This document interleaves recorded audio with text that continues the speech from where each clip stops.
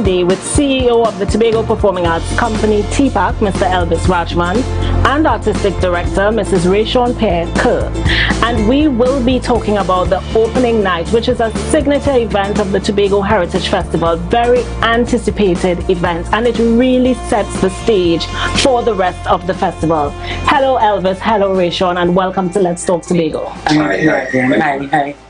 So TPAC was given the responsibility to spearhead the opening night of the Tobago Heritage Festival. Of course, TPAC is recently formed. You're just about how old now? Just roughly? a year and a half. Just about a year and a half. Tell me, what was it like taking on that responsibility for the first time?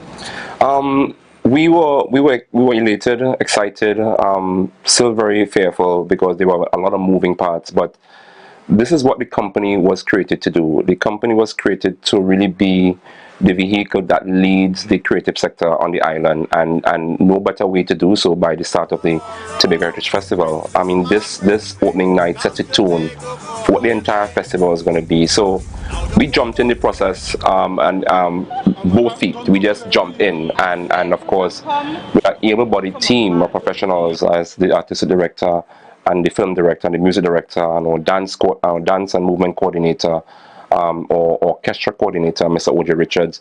Everybody just simply put their hands in and start getting the work done. So we are at a stage at this point in time where all systems are moving as it should.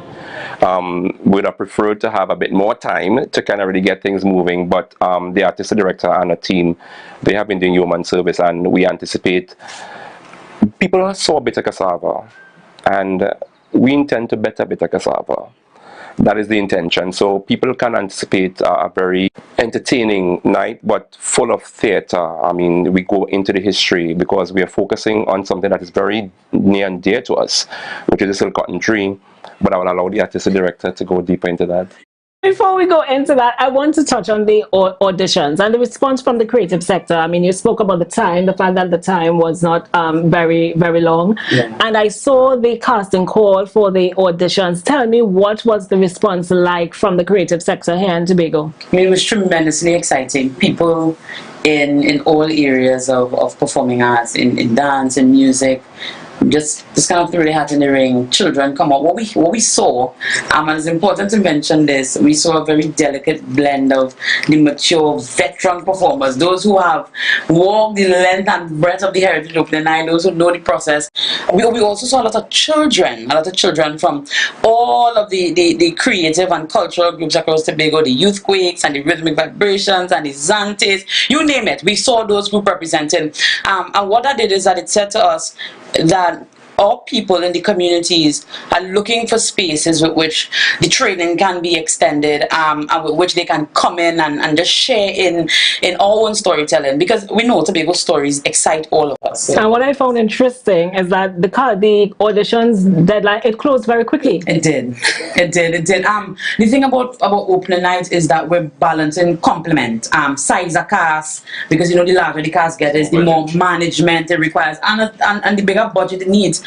So coming out of the opening night auditions, we naturally had more than we needed, and so just in keeping with the numbers that was conducive for the production and for the show, we kind of had to shave that down. But what we also do, and I have to mention and commend the Heritage Personality Committee, those people who were unsuccessful in the opening night audition, also through the direction of the CEO, we moved them over to the Heritage Personality. In that way, everybody kind of get a piece of the pie, everybody get the opportunity to share and to perform, and of course to generate some level of income.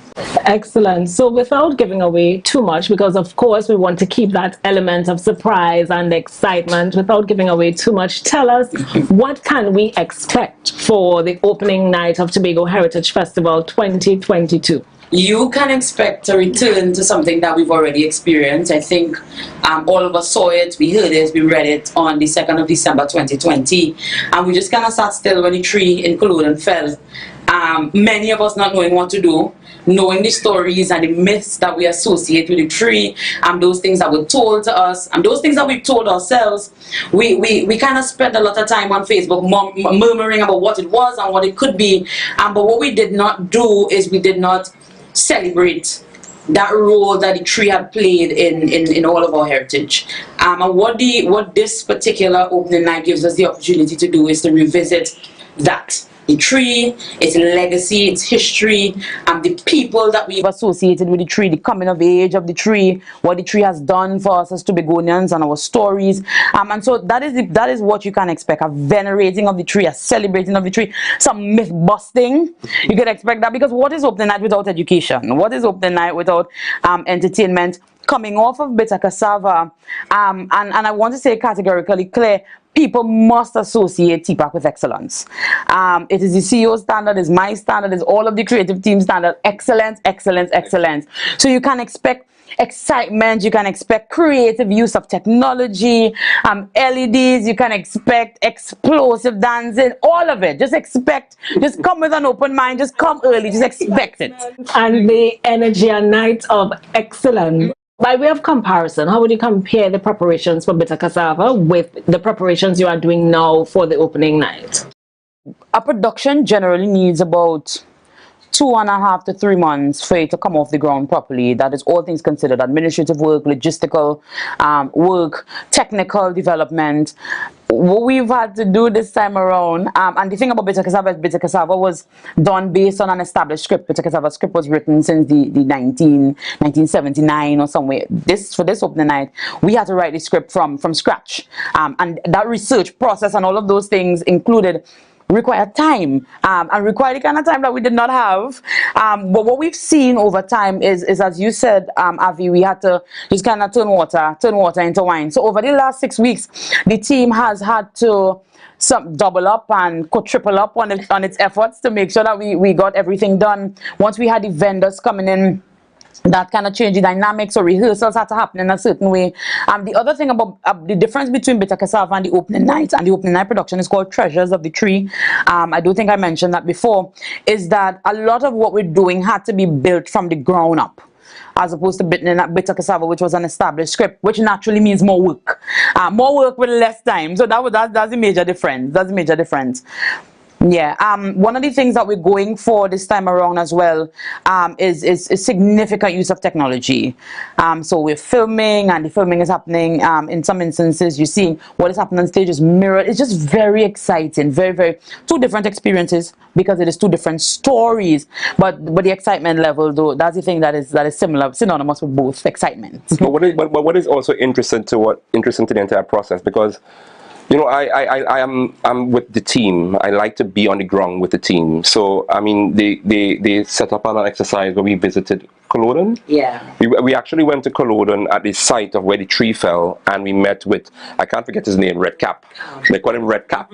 He is one of the knowledge bearers, among others that we would have spoken to on that day, because it's all part of the research. So we are not just bringing fairy tales. We are going to the knowledge bearers who have a certain kind of experience and knowledge, and we are now bringing that to stage, because the edutainment aspect is very important. The educational aspect of it is very important. How do we have the next generation understand the stories? How do we have the next generation understand what has been passed on? So we have found a very interesting way of putting it on stage, and no better team to do it but TPAC. And we are happy that we've been given these sort of mandates to kind of really lead the way, and we don't take that lightly. We take it very seriously.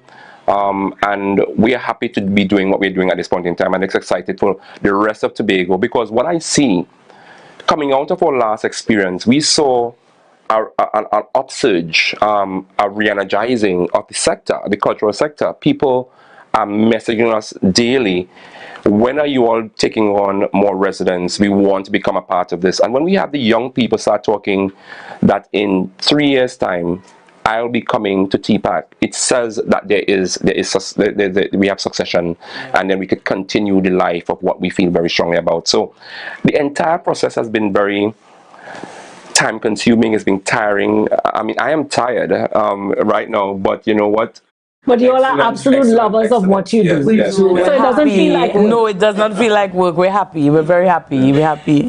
Excellent. So, Elvis and Rayshon, thank you so much for joining us on Let's Talk Tobago. I just want you to close off with telling Tobagonians, and not only Tobagonians, because that weekend we are going to have a lot of Trinidadians on the island. In fact, all July, August, right through the year, we have a lot. Our domestic tourism is booming. Just talk to the people in terms of coming out on Friday 22nd. It is Friday 22nd of July. So what I would say, join with TPAC, join with the division, join with Festival Commission, and let's break some records at Shore Park Cultural Complex. The Shore Park Cultural Complex has a seating capacity of 3,500. We want 3,000. We're giving a little 500 for COVID spacing, but we want 3,000. So we really want people to come from all ends of the island, from Charlottesville, Pembroke, Lescotto, Plymouth, Canaan, come out. But we also want our brothers and sisters, or culture lovers, or activists from Trinidad. Journey on the boat. It's only $100. Come over. You'll have a wonderful time because, one, you'll have a drop-dead performance on stage led by TPAC and some of Tobago's best creatives, as well as you get to really immerse yourself in some of the culinary delights that the Tobago Heritage Festival has to offer. And then it gives you an insight as to what you can expect for the rest of the season. So we ask them to come out, but one thing I have to stress, it starts at 8 o'clock. I'm going to look directly at the camera. And 8 o'clock. 8 o'clock. It starts Not at 8 Tobago o'clock. time. 8 o'clock. 8 is 8. o'clock. Because what has been our experience is that with the anticipation, because a lot of people got very excited once they heard that TPAC was in the lead in terms of this process, because people were kind of boggled down in terms of they think it's the same old thing. So there's a level of anticipation, but with the anticipation, it means more people. And then, of course, we have to go through our processes. We're still going to do our COVID protocols to ensure that people are safe, people wear their masks, and we do our data collection and everything. But people need to be there ahead of time. So therefore, I would recommend people are there at least 25 minutes before start time to get your seat. Because the house opens at 30 minutes before. Yes, correct. Yes. Okay, so you open at 7:30. Yes, the house opens at 7:30. And what I would say is that you, much like me and all others, we've had to sit for the last 2 years and just experience the heritage virtually, which was something that was very foreign to all of us. But heritage is back. Heritage is back with a bang. And if I was you, I would not be home. I just wouldn't do it. I just would not do it. Next week, Friday, the 22nd of July, 8 p.m., Shore Park. Come out in your dandan, put on your frock, put on your high heels, show your sneakers, whatever make you feel comfortable. Put your hat on your head, put on your wig, your weave, you bring your aunt, your cousin, just bring everybody, because you don't want to have to hear about it afterwards. I wouldn't want to be you if that's the choice that you make. Come. And just listening and looking at Rayshon, it's giving you a taste because she speaks as though she's on the stage. Of course. But people made a mistake with Bitter Cassava. The first time we ran the show, people thought it was just a regular thing, and they missed it. And everybody else that missed it after. So we have been getting a lot of calls. When are you going to do this again? And we have a surprise which we'll share in the upcoming days. Don't let the opening night be that. Let this be a fashion statement. Come out in your full thing. Go buy all your seamstresses, get your big frock, your big dress. Come out nice. Let me celebrate the culture in fine style, and we could do that. Thank you so very much. Just in terms of tickets, just a reminder that tickets cost for adults $100, and for children it is $50. You can get tickets at Tobago Festival Commissions along with some other outlets. But if you don't have the time to purchase the tickets before, you can get it on the night of the show, because like the CEO said, shop, I get room. So come. I think you will have to reconsider that 7:30 opening time, especially if you're selling tickets. But that's for another conversation. Viewers, thank you so much. So as they said, be sure to be at Shore Park on Friday 22nd July. It's only $100 for adults, $50 for children. Doors open from 7:30, but you may want to be lined up there before.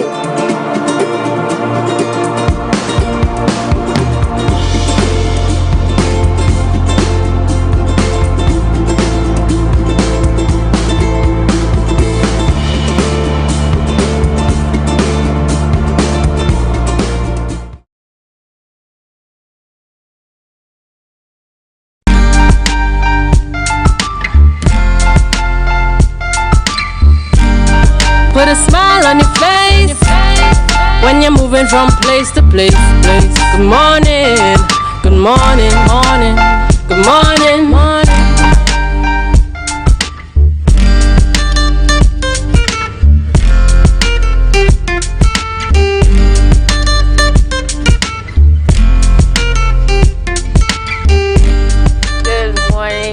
Welcome and thank you so much for joining us. You are viewing Tobago Updates Youth Wednesday and you are viewing us from M&E TV, YouTube, Facebook, 91.9, Smash Radio TT. I am Aliyah Hula.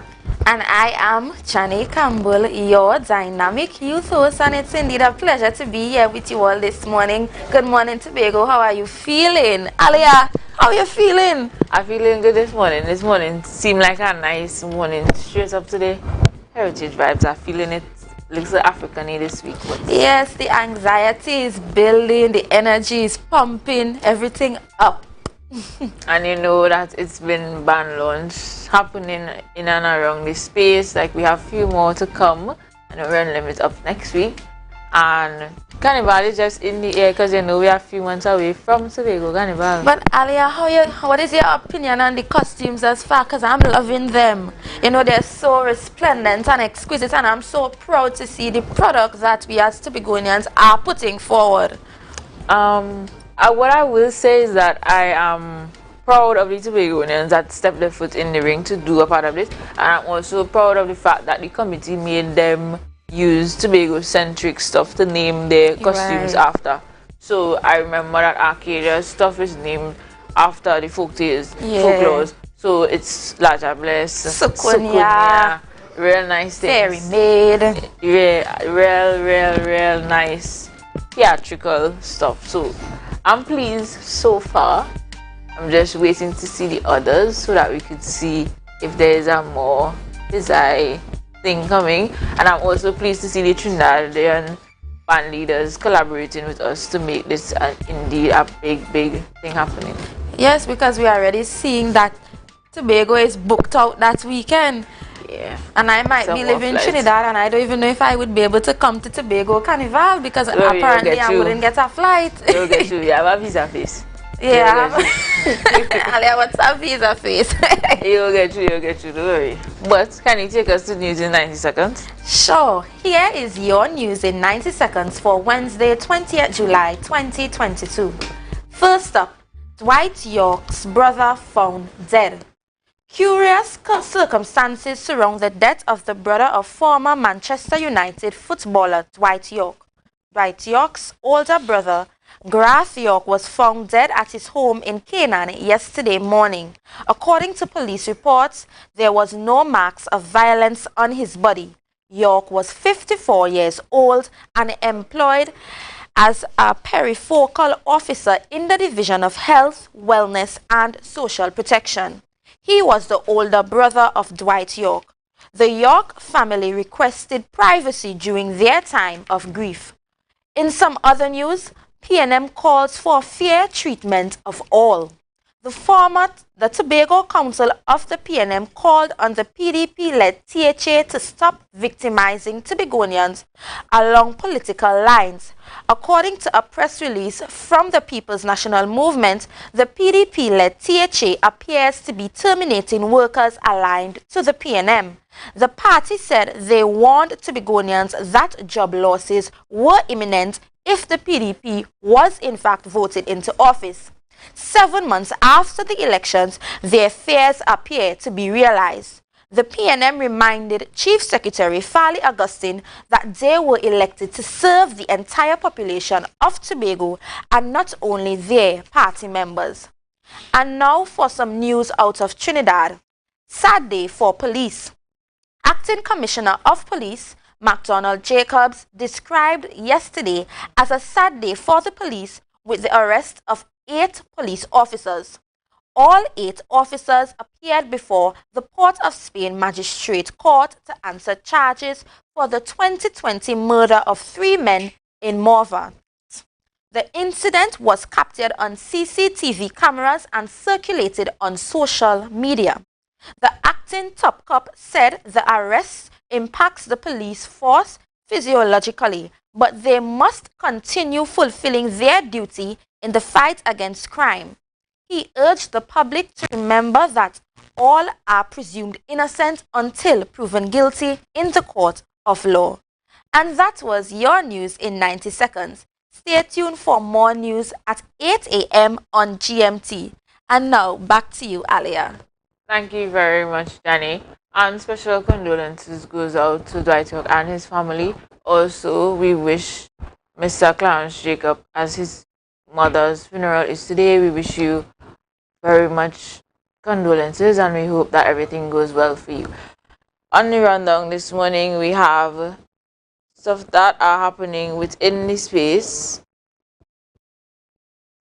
So in the rundown this morning, we have Mr. Jesse Taylor coming to talk to us about the Tobago Heritage Festival.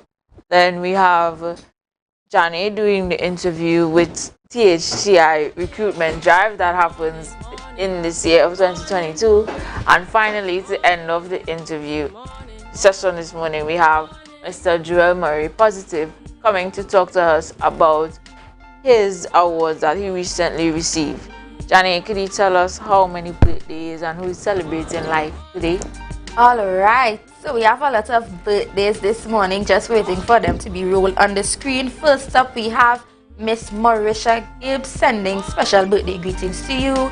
Enjoy, enjoy, enjoy. Next, we have my good friend Keegan McCool. Shout out to you and the work that you are doing at the Info Division. Moving on, we have Mr. Eric Richardson, and he is in fact the brother of our host, Miss Ria. So, special greetings coming to you from your dad, siblings, brother-in-law, nieces, nephews. Love, love, love.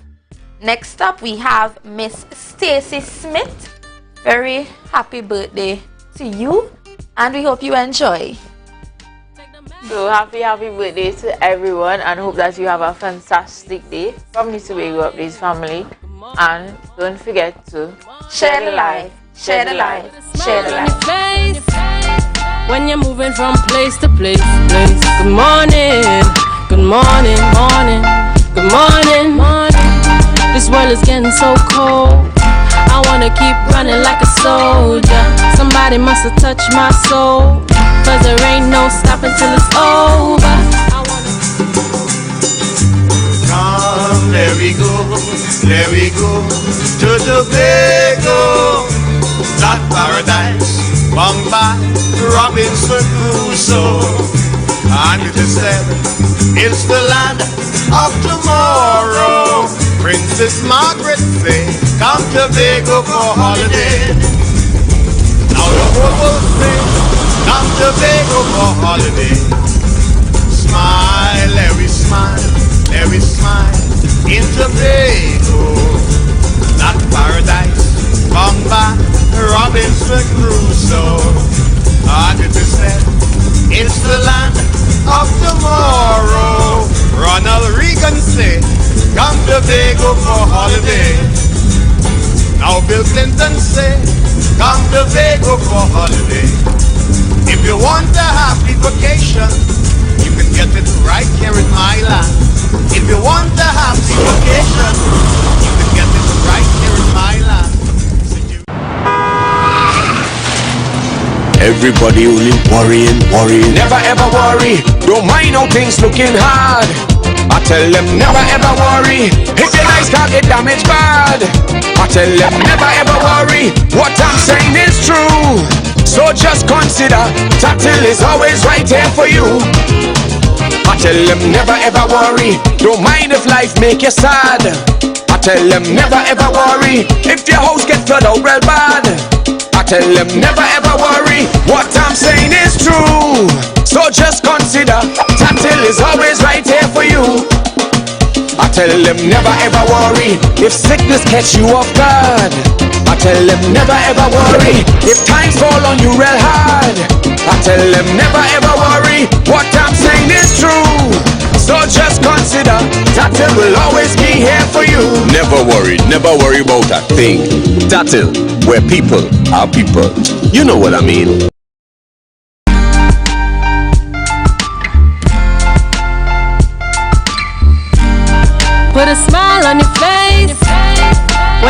from place to place. Good morning, good morning, morning, good morning, morning.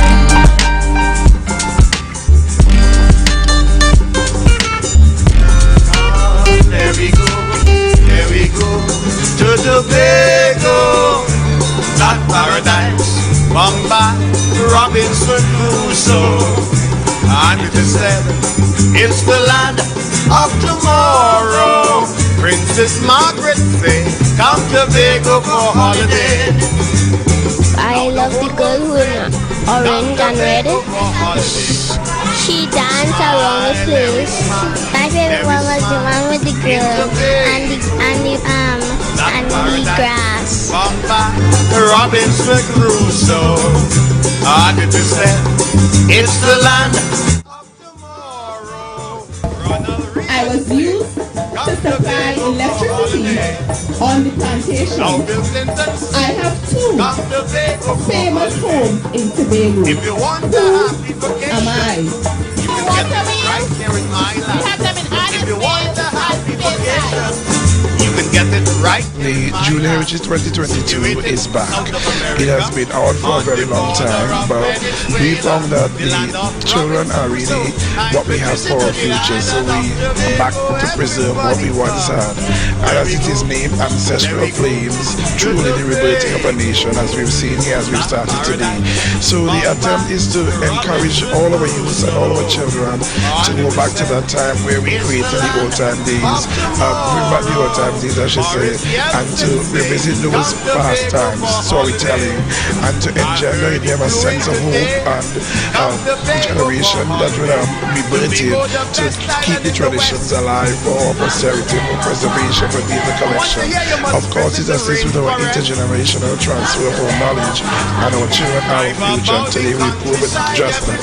I want all of the I like how you said it. Turn over all them winding days. Today I'm here to tell you all that story. When you get up there, just as I say, just talking ready a minute. I come to step into Pirate's Bay. The story I'm telling you all about today is about Sarah. Spend a little time in romantic space. Back in the olden days, Sarah was a little mysterious little girl. In a very mischievous little girl. Once in Tobago, you must have a ball. At the age of 10, when I was a little mischievous girl, she wanted to go and beyond belief. Take the glass bottom boat right out to Bukuri. Out there, where those exotic fishes school. And you must take a dip in the famous Nylon pool. Once in Tobago, obey the golden rule. On Sunday nights, you must go down to Sunday school. Don't think that Sunday school is any mere trifle. Don't think you're going down there with hymn book and Bible. Don't expect to sit down in any pew. My friend, you gotta wear your dancing shoes. And you can dance and dance and dance and dance and dance. And you go prance and prance and prance and prance and prance. And with a loving dance you could make such sweet romance. And give a performance as if ants inside your pants. Come Tobago, come Tobago, come Tobago. Come Tobago, come Tobago. Come Tobago, come Tobago. Come Tobago, come Tobago. Come Tobago, come Tobago for holiday.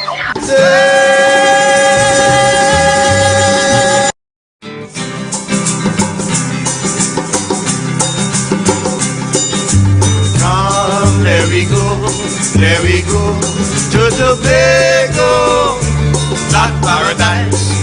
by Robinson Crusoe. It's 7:14 a.m. and welcome back to Youth Wednesdays on the Tobago Updates morning show. And after such a splendid heritage display, it is fitting that we have this morning with us on set Mr. Jesse Taylor, who is going to talk to us all about the Tobago Heritage Festival. And of course, we know that he's no stranger to culture or heritage. So, good morning to you, Mr. Taylor, and how are you? Very good morning to you, Aliyah, to the team here, all of Tobago, the division, my staff at Culture, all of you. A very happy Wednesday to all of you. So, to start things off, tell us about the Tobago Heritage Festival theme itself. Reflect, rebirth, and rejoice. What does that all mean for us here after 2 years? Okay, so that is exactly what we are doing. The other part of that is to reignite the flames of our legacy. We believe that over the years, there are a lot of people who have contributed to the success, the mass forward movement that our culture has grown into and has become certainly recognized and probably envied by many the world over. So the adverse effect of COVID did not allow us that opportunity to practice in the way we know how, which we all will appreciate that our culture is best practiced in the oral living space and very physical at that. That didn't happen. Now that we have a chance to come out, we are in fact rebirthing, rejoicing and reflecting as we do so to ensure that the fire is relit and that the energies, the re-emergence, the reinvigoration, revitalization, it happens. And that's why I'm excited. Everything we start. Right? Yeah. And I saw that as we are on the path to reflecting and rebirthing and rejoicing, previously on the show, we would have seen that you all had heritage on the road going around to the schools, and I find that to be very fantastic because we need to start with the young ones somewhere. So could you explain to the viewers how does heritage on the road go? Right, so the Junior Heritage Festival was a staple for a number of years, but it has been a missing ingredient. This administration and together when we sat, we discussed how do we really pass the torch, pass the baton on, so to speak. But it's no hidden fact that the bedrock of our continuance, our preservation, alongside all that we do in data collection and archiving, really nestles and is should be embedded in the youths. And I saw it as an opportunity, one, to test the knowledge of the children, to see what it is they know, what they don't know. How do you allow them to bud, to grow in the area that of their desires and to discover what they probably don't even know, but how could we use that as a catalyst to ensure that our future is well maintained, sustained, and that our history lives on long after we are gone. But kids are children are natural born storytellers, which is a part of our heritage itself. So what are some of the other elements that they will be natural to, or that they can develop really quickly at that age that falls into the heritage category? Well, certainly we hope that because as you know, that whole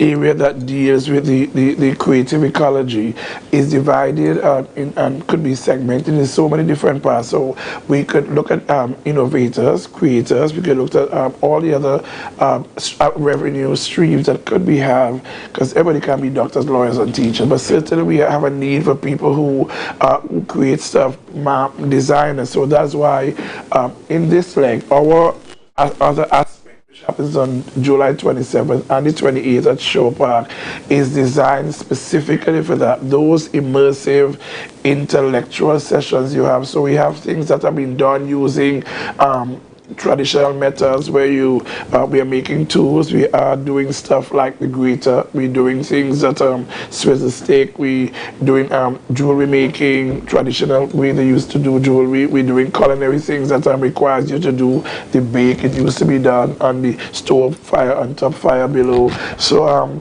they will be exposed and have been exposed all the last 3 weeks, because we started on June 21st. We have been looking at how they understand the role and function of the culture as a tool. A long time ago, earlier, it was said that the children's the future of the children in their school bags. But what is in the school bag? I mean, outside of what is considered to be traditional and dare challenge anybody, we need to put other stuff. So at the division, we are doing our part. We are going out. We have the drum unit led by Dominic Williams, who goes out and as far as Charlottesville to reach the children. Because if we don't reach them today in a very positive way, that's going to be very influential. We're going to lose them sadly to all the other elements and the other social out there. I know that you all have dance going out to schools. Yes, as well. we do, and drumming. Right. So that's and it's supported, and hopefully, and I think this is the way it will go. I mean, where we are with the Tobago Performing Arts Company, you see how what we have today producing the stuff that is being done there is out of that same pool of children who are now today's presently lead contributors and custodian of the culture, who stand at the gap doing the things that we are doing. So that's why there's the Elvis Rashman and Jesse Taylor and the other people, and who we have benefited from, being at the feet of those persons who were very instrumental in leaving the legacy that we must give credit to JDL and people like Stanley Bain and the Annette Alfred and all the people, Wendell Berkeley's and the Karen Burke and all these people who have stood there, the Miriam Scott and all these people, so numerous to mention.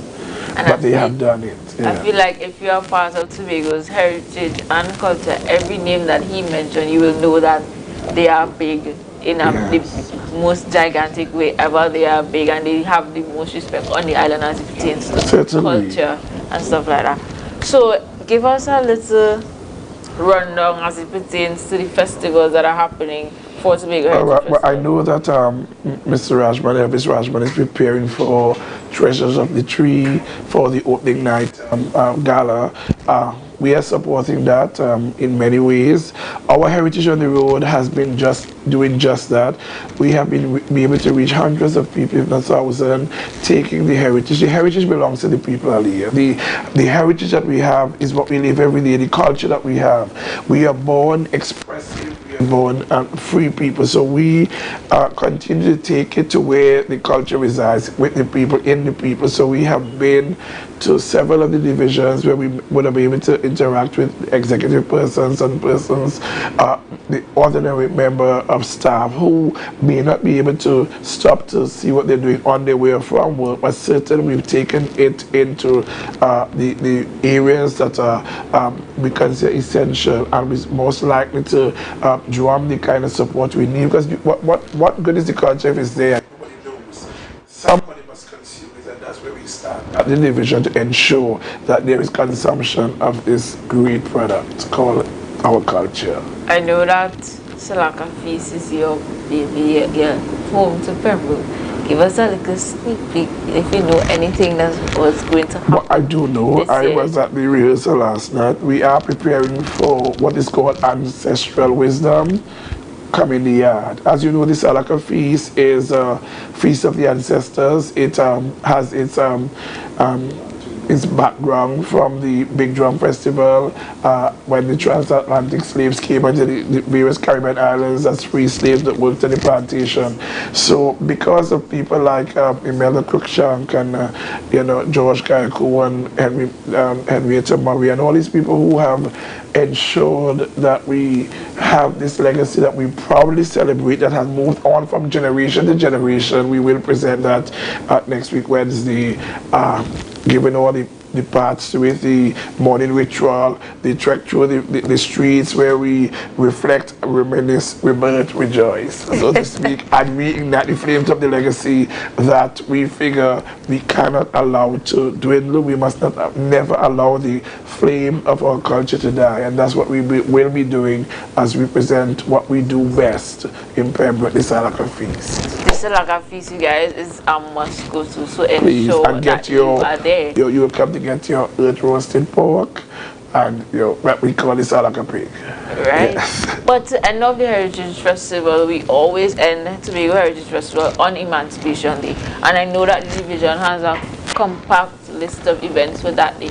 Could you run us through shortly as we go? Yes, certainly. So we will celebrate the legacy of our ancestors. We shout and celebrate with joy the long road from that period of colonial rule into glorious emancipation, and we are thankful for that in so many ways, to be truly emancipated and free.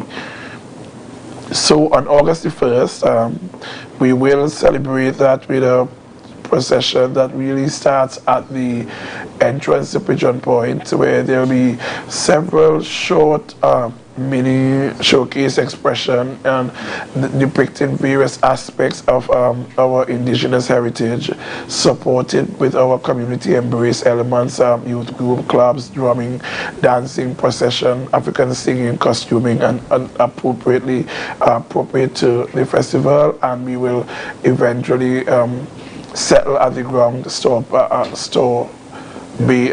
beach facility, the Heritage Park, where we would move into the display of artifacts, demonstrations, a whole festive evening of band, drum, sing, and a lot of food. And I'm sure it to be an evening that could be considered a lovely closure to what should be a glorious festival. All right.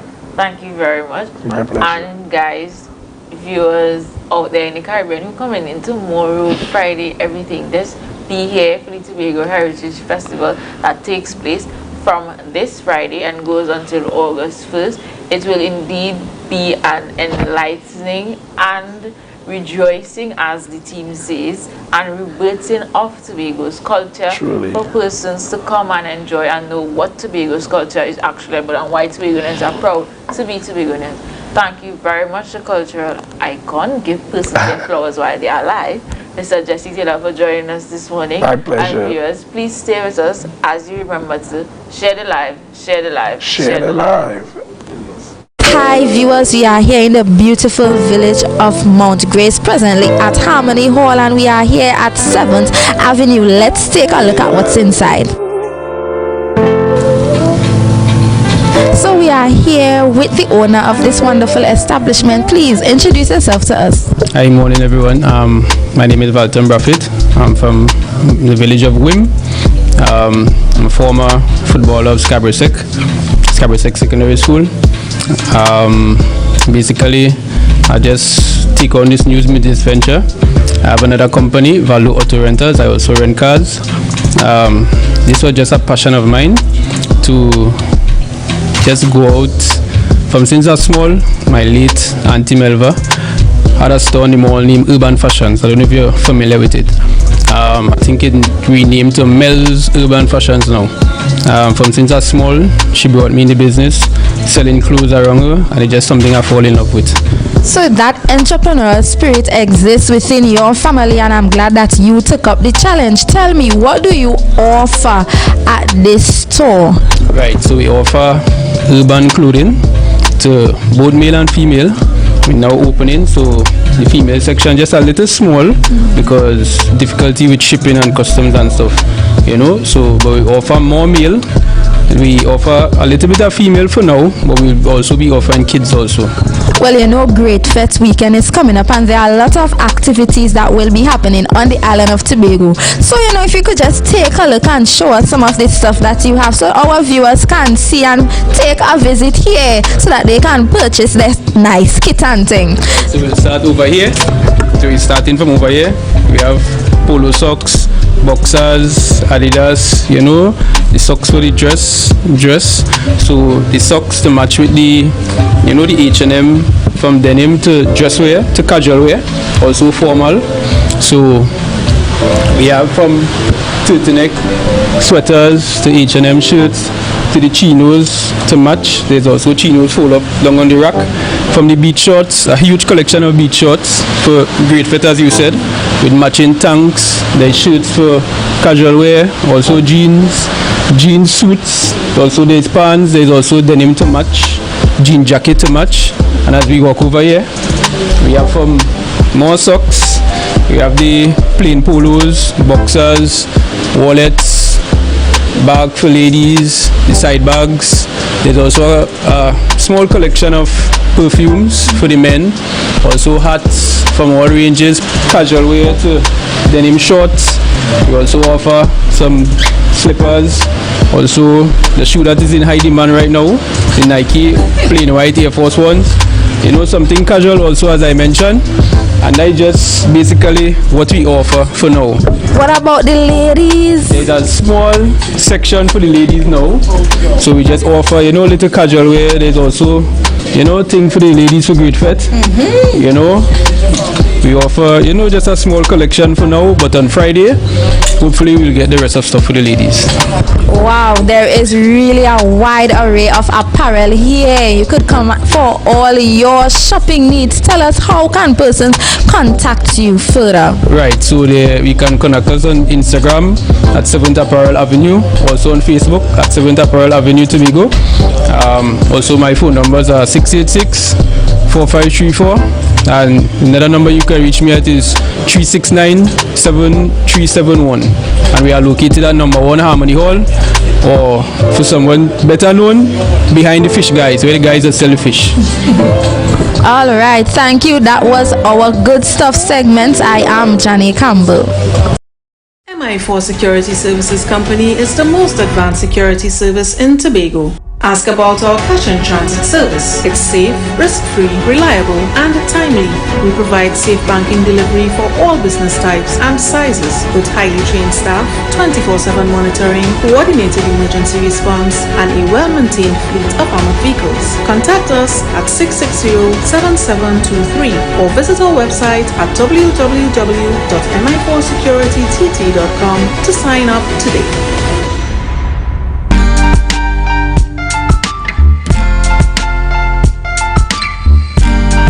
Put a smile on your face when you're moving from place to place.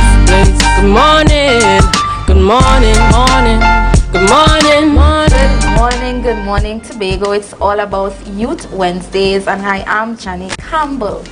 As our famous Calypsonian once said, education, this is the foundation for our rising population. We need education. So this morning we're going to have an educational discussion, and with us this morning we have Dr. Shepherd, CEO of the Tobago Tourism Hospitality Institute, also known as THTI. Good morning, Dr. Shepherd. Good morning, thank you very much. And how are you feeling this morning? I'm good, and I felt better because you started with Sparrow and that education calypso. Yes, lovely. Yes, these sentiments that he expressed are even so much more relevant in this present time, where we see a lot of young persons and everyone being interested in education and really ensuring that they want better for themselves, right? Sure. So we are going to start off one time.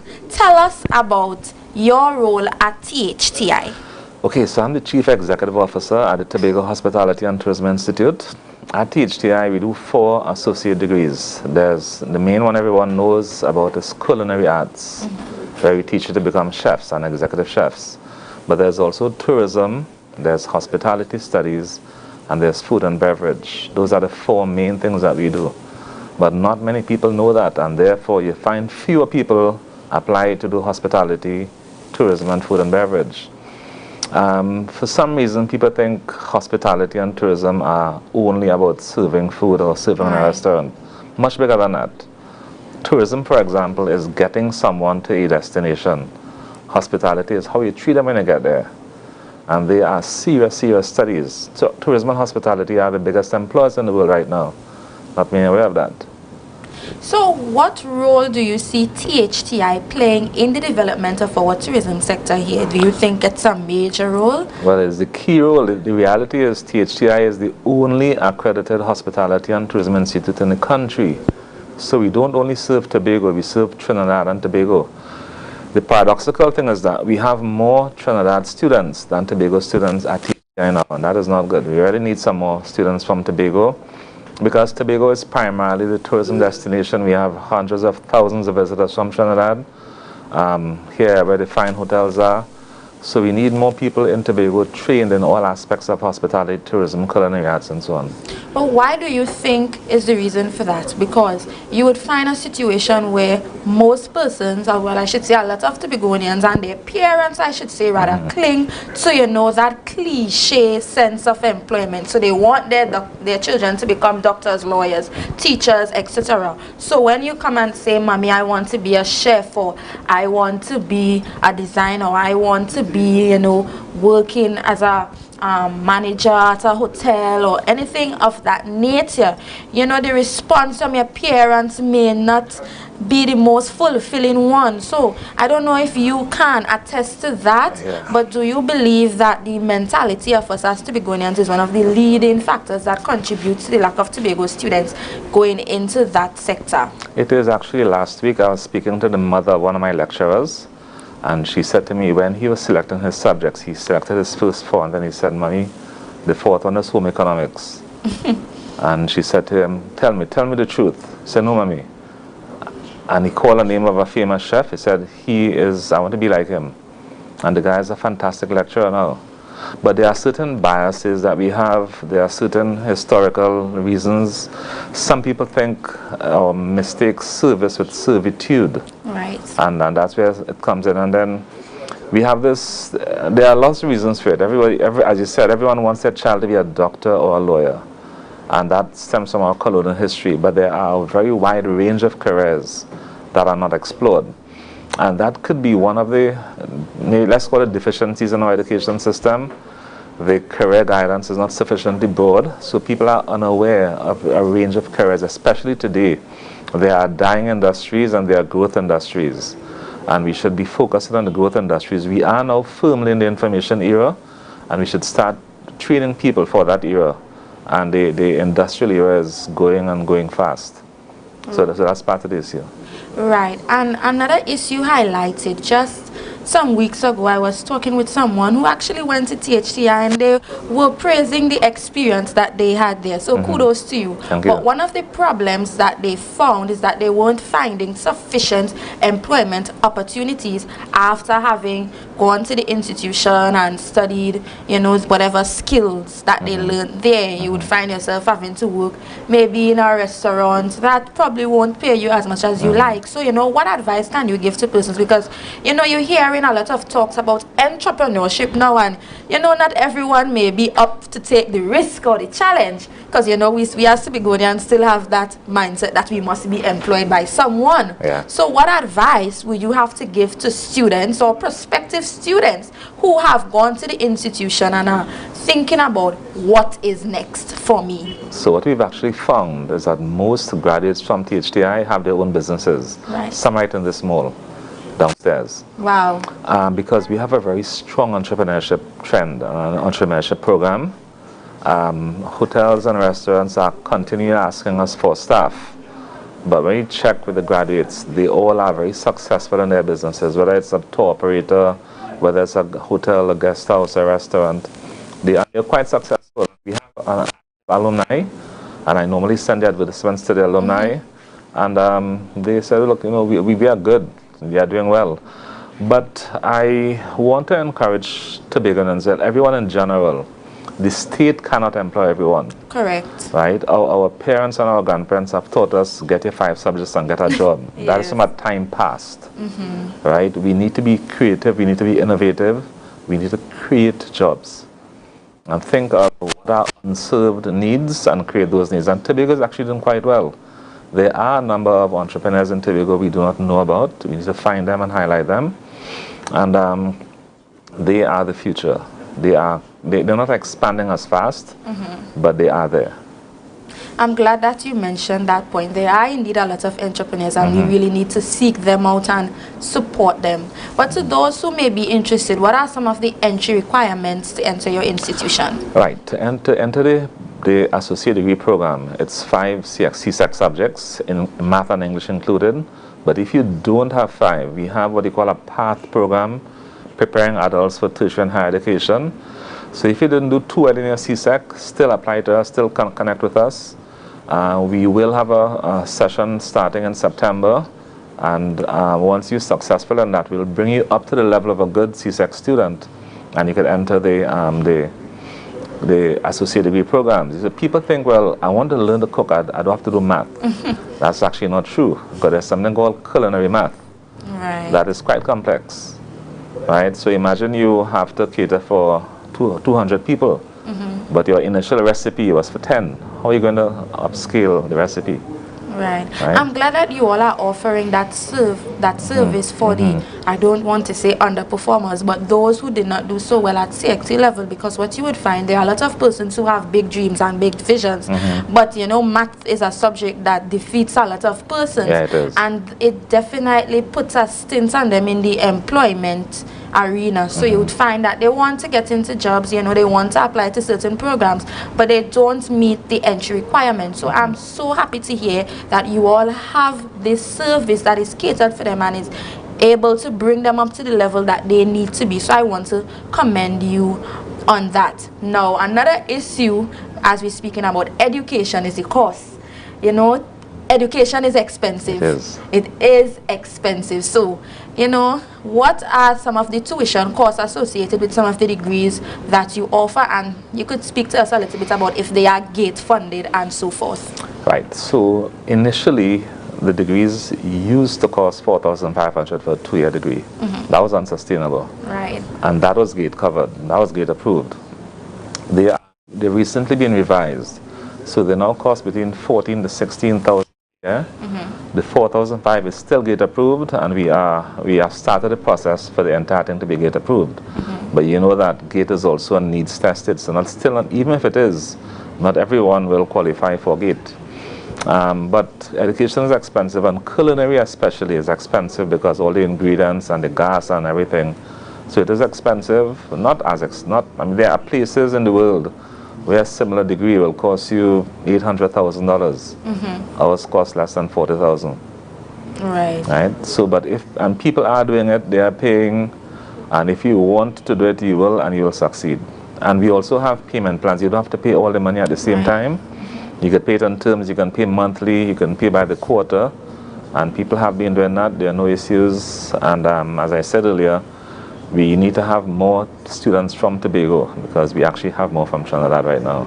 Wow, and I was just about to ask you, how do you all cater for those who may not necessarily be Tobagonians, but it seems like you all have a wide array of Trinidadians and other students. Yeah, so, well, because of the COVID restrictions, a lot of the classes were online.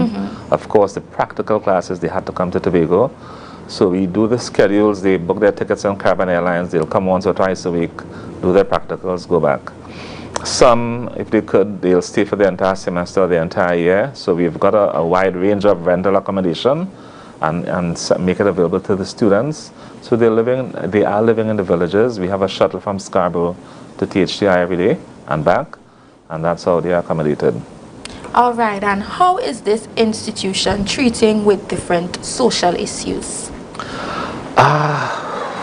Give me for example.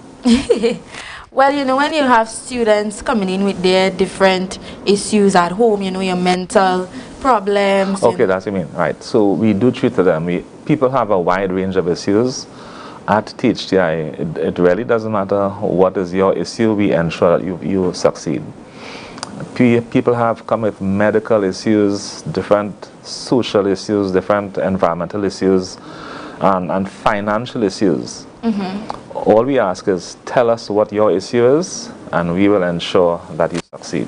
Yes, because student support is something that a lot of persons yearn for, especially at these higher level institutions.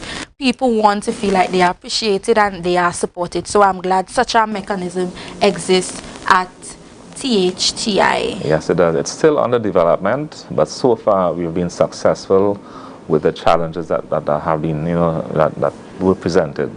All right, I cannot bring you on the show and not speak about a bit of a controversial issue. A lot of persons in Tobago complain of the lack of good customer service. So, from your standpoint, what are some of the factors that you believe contribute to this? Do you think it's a cultural thing? why is customer service in Tobago so poor? Yeah. And I have to say it's poor. And I agree with you. Almost every touch point, every shop, every parlor, every gas station, and the service is poor. But it cannot stay poor, right? And THTI is doing something about it. If you go to the Joint Select Committee of Parliament report from 2016, it was an investigation into the administration of the THA. The customer service is mentioned in there, so it's at Parliament. And what we are doing, we are partnering with the Tobago Tourism Agency, and we're having a 3-year training program for every single touch point in Tobago. This is not just for tourists, this is for all of us. So whether you run a parlor, whether you run a grocery, a gas station, a dive shop, a tour guide shop, whether you're the police, immigration, customs, a taxi driver, it doesn't matter where. Contact us, I'll give you the number. There's a email address, customer.service@thti.edu.tt, and the number to call is 313-0456, right? 313-0456, or customer.service@thti.edu.tt, and we'll give you full details about this customer service training program. The key about it is that there's no participant. So we'll train individuals, we'll train companies. We do want classes minimum size 25, because it's not cost effective to do 2 and 3. And we are supported by a company out of Singapore called Uplifting Service. And this is one of the companies that train people like Singapore Airlines and Johnson & Johnson, big companies in the world. So starting from now, it has started already, you will find progressively that Tobago will become known for fantastic service. It won't happen overnight, but it has started. And those who have already been trained are telling their friends and so on about it, telling other businesses, and you will find that things are improving. All right, lovely. Now I'm going to give you the final opportunity to market THTI to Tobago. Make sure to tell us where persons can go register for your programs and the other contact information and so forth. So the floor is yours now. Right, so it's to go on our website at www.thti.edu.tt. You'll find all the information. Everything is online. THTI is actually fully digitally, and you will apply, upload all this, we'll contact you. And every single thing, every contact information, every contact number is there. A key point number to start with is 313-0456. And you can use marketing@thti.edu.tt. But it doesn't matter which you use, we'll contact you. So my advice is to go online. You'll see every single thing you could think of. It's online, and it's the easier and faster way to do it. All right, thank you so much, Dr. Shepherd, for chatting with us on THTI, and I do hope that you have a larger intake of Tobagonians in your institution going forward, and we commend you for the good work and the fact that you are a staple within the Tobago space. Thank you so much, and thanks for having me. Yes, so viewers, that was our THTI interview. Now we go to Tobago back in the day, and I'm going to ask Dr. Shepherd if he knows where this place is. Take a look at the screen. Viewers, you can comment on the live where you believe this photo was taken from. Yeah, that was downtown Scarborough about 70 or 80 years ago. Where is now the Esplanade? Okay, viewers. I will not comment if he's correct or not. Thank you so much for your attempt. Viewers, you can also comment on the live where you believe it is. The answer will be shared at a later time. So thank you. This is Youth Wednesday. Stay tuned. We have Alia Hola coming up next. Remember, share the live, share the live, share the live. Good morning, good morning, put a smile on your face when you're moving from place to place. Good morning, good morning, morning. Come, let we go to Tobago, that paradise, bung by Robinson Crusoe. And it is said, it's the land of tomorrow. Princess Margaret say, come to Tobago for holiday.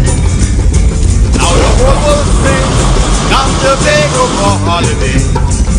Smile, every smile,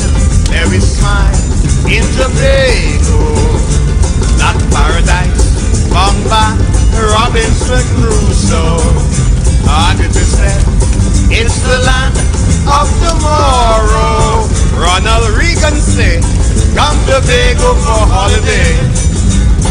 Now Bill Clinton say, come Tobago for holiday.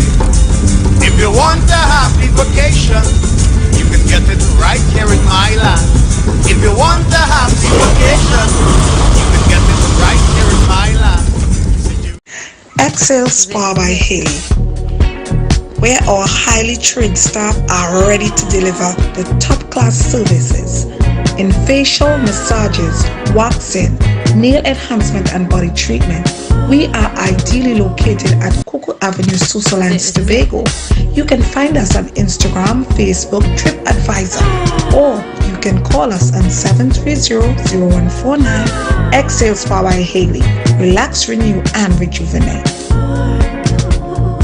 Tobago Glass Supplies has been a leading name for over 37 years in the glass and aluminum market in Tobago. We provide an extensive range of high-quality, innovative aluminum and glass products for commercial and residential use. Competitive prices with superior and professional services by committed employees who are guided by rigid quality standards. Tobago Glass Supplies specializes in the manufacture and installation of glass and aluminum products that are essential to today's homeowners and the business environment. We are engaged in marketing, sales, and installation of a variety of products. These ranges from windows and doors to necessities such as mirrors for homes and vehicles, designed and manufactured in-house or imported.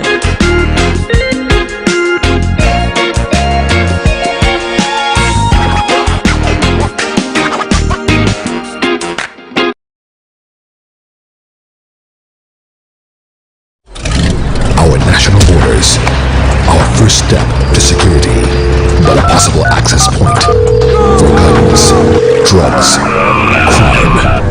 If it does not look right, do the right thing. Call Crime Stoppers anonymously. 800-8477. Report possible border crime.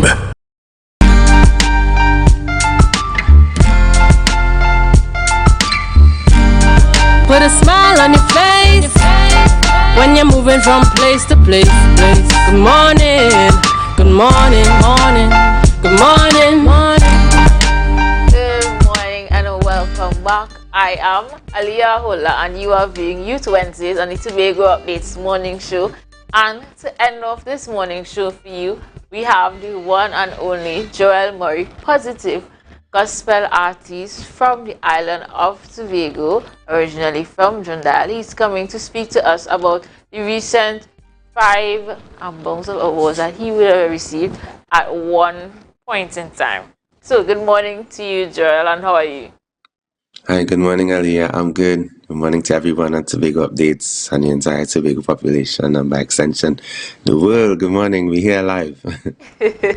Right. So just to kick things off, for those who don't know, tell us, who is Joel, who is positive? Give us a little background. Well, just a young man that serves the Lord and just continues to speak about things that concern God and His kingdom and try to uplift the people that I come into contact to. So it's like, I just do music as a means of really expressing God's love and His heart towards people. So I go by the sobriquet Positive. I am a husband and a father of 3 children. I'm Tobago born, Jandal Tobago. Shout out yourself.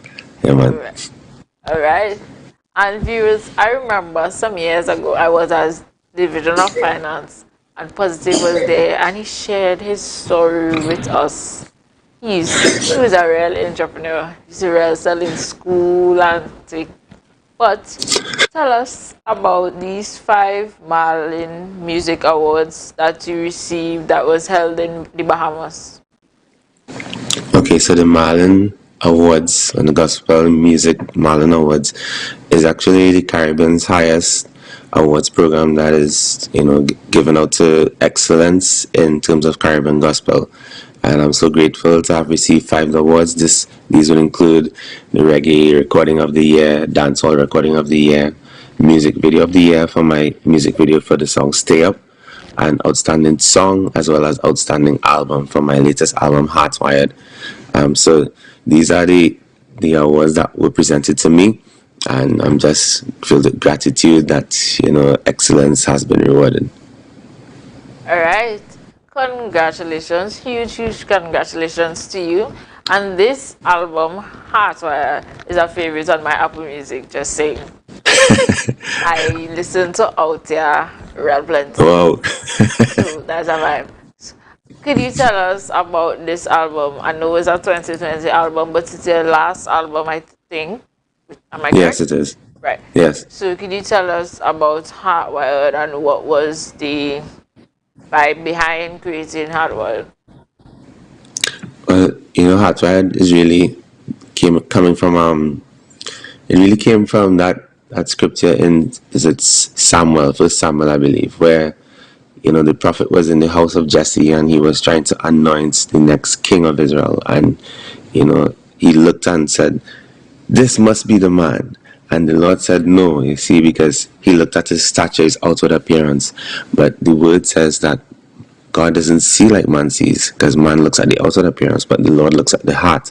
So I was stressing on the importance of having a heart that is wired to God, having a heart that is connected to the Father, so that we'll always be in right standing with Him, because it's important to ensure that while we have our time in this world, in this earth, that we actually walk in the ways that have been ordained for us to walk in. We actually live a life that is pleasing to God, that reflects His heart and reflects His character. So when we talk about being heart-wired, is really being wired to God's heart, so that our lifestyles, our attitudes, our speech, our way of living is reflecting the heart of God. That's an interesting combination of words put together to describe this. I like the whole heartwire to God kind of vibe. That's a nice vibe. But tell us, obviously we would like to know what's next for Positive. Is there a next album dropping after this whole 2 years for us? For sure. Continuously working on new music and new projects, always being diverse in the approach. But what's immediately next is actually on August 28th, I'm going to actually be having this album launched in Tobago at the Shaw Park Complex, where I'm going to host, music minister Mavia Providence from Canada, originally from Jamaica. So, she has songs like I Am Anointed and Hear My Cry. And we're going to have a whole heap of Tobago artists, guys coming in from Trinidad. I'm going to have Samuel Medas all the way from Guyana as well. So it's going to be a celebration, a showcase of excellence to see what the Lord has been doing within the Caribbean. I believe that we in the Caribbean, we have so much potential, so much ability, so much gifting, so much anointing to be able to shine a light so that the entire world could actually see the goodness of God. So I'm just going to be coming to Shaw Park Complex to bring the entire band to come out. It's going to be a night of excellence, a night of gospel music, and just come out and just give God a high note of praise for all that He has continued to do in our lives. He continues to cause us to have success after success, cause us to have life, health, strength, so we just want to just lift His name up in the best possible way. So August 28th, Shaw Park Complex, going to be there live. Right. So I'll put it in the plug one time so that the week leading up to the 28th of August, you will be on Tobago Update to talk about us about this entire album launch that takes place, the land of your home, Tobago, at the Shaw Park Cultural Complex, and that we will be there on the 28th to give us a little coverage. Right. We're just making sure that we're on the same part and we're on the same page. Right. Well, thank you so much for joining us this morning. Continue to be safe, continue to be successful, and reign the Tobago flag high. Congratulations to you, and I wish you all the best. Have a good Thank you so much, and thank you to Tobago. You have been my home, my number one support. I love and appreciate where I come from. We are second to none. Such a blessed, beautiful island that we have in Tobago. Let's keep it that way. All right. So we go to Tobago Notes now. Viewers, stay tuned for Tobago Notes, and after Johnny is on the street with Tobagonians asking them about what they feel about this mass no mask thing mandate that has dropped. So, Tobago notes. Everybody only worrying. Never ever worry. Don't mind how things looking hard. I tell them never ever worry. If your nice can't get damaged bad. I tell them never ever worry. What I'm saying is true. So just consider Tatil is always right here for you. I tell them never ever worry. Don't mind if life make you sad. I tell them never ever worry. If your house get flooded out real bad. I tell them never ever worry. What I'm saying is true. So just consider Tatil is always right here for you. I tell them never ever worry. If sickness catch you off guard. I tell them never ever worry. If times fall on you real hard. I tell them never ever worry. What I'm saying is true. So just consider Tatil will always be here for you. Never worry about a thing. Tatil, where people are people. You know what I mean. MI4 Security Services Company is the most advanced security service in Tobago. Ask about our cash and transit service. It's safe, risk-free, reliable, and timely. We provide safe banking delivery for all business types and sizes with highly trained staff, 24/7 monitoring, coordinated emergency response, and a well-maintained fleet of armored vehicles. Contact us at 660-7723 or visit our website at www.mi4securitytt.com to sign up today.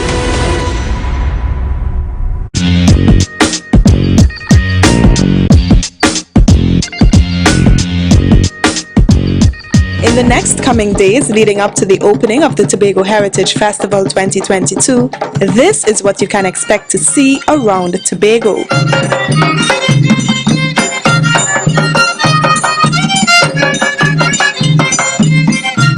It's being called Are We Heritage on the Road, executed by the Division of Tourism, Culture, Antiquities and Transportation in an effort to bring awareness to Tobago's signature cultural event, the Tobago Heritage Festival. It is designed to promote the Heritage Festival because after we have been devoid of it for 2.5 years, we figured that it was time to really take the heritage, which really belongs to the people, to the people. So we conceived this idea and to take it about through all the community places that we can, the rural areas, and to some of the areas where people are about their daily life duty and workspace. Culture is a vehicle, so we are occupying that vehicle, so to speak, and taking ownership of our cultural legacy and taking it to all and sundry. Mr. Taylor says locals and visitors alike can be on the lookout for various aspects of Tobago's culture to be on full display. We plan to go to Palativere and we also plan to go to Charlottesville, Buku. So as we move along, we're taking different aspects that deals with other areas of our team, some of the African traditions, some of our fisher folk stuff, some musical stuff that deals with the way we used to sing, chant, dance, and whatever, some invocational stuff, and generally promoting the heritage, because as each stop we are able to distribute things about our different events that we have, the flagship events we have, like the Miss Heritage Personality. And persons are already excited to be a part of their favorite village productions. Charlottesville Natural Treasures Day, because I am from Charlottesville and it's one of the better heritage festivals. It is well organized and we celebrate the traditions of the people living in Charlottesville from year to year, and the crowd that normally comes, they enjoy themselves, and as I said before, it's the best. Plymouth Juvie and Leicester too, and I believe I'm going to Mariah wedding too. I look forward to the old time wedding in Mariah, the whole action on the street and the people involvement in the actual procession of the dancing and the village Mako and the whole village life of the Mariah wedding. I look forward to that. The Tobago Heritage Festival starts on July 22nd with the opening night production spearheaded by the Tobago Performing Arts Company, or TPAC, at Shaw Park Complex from 8 p.m. Tickets cost $100 for adults and $50 for children. For more information and the full calendar of events, you can visit the social media pages of Tobago Festivals Commission. That was a production of the Department of Information, Office of the Chief Secretary, Tobago House of Assembly.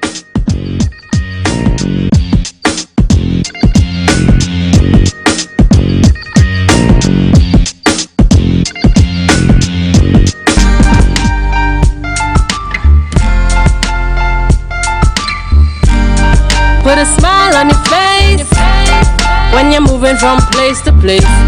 Good morning, good morning, morning, good morning, morning.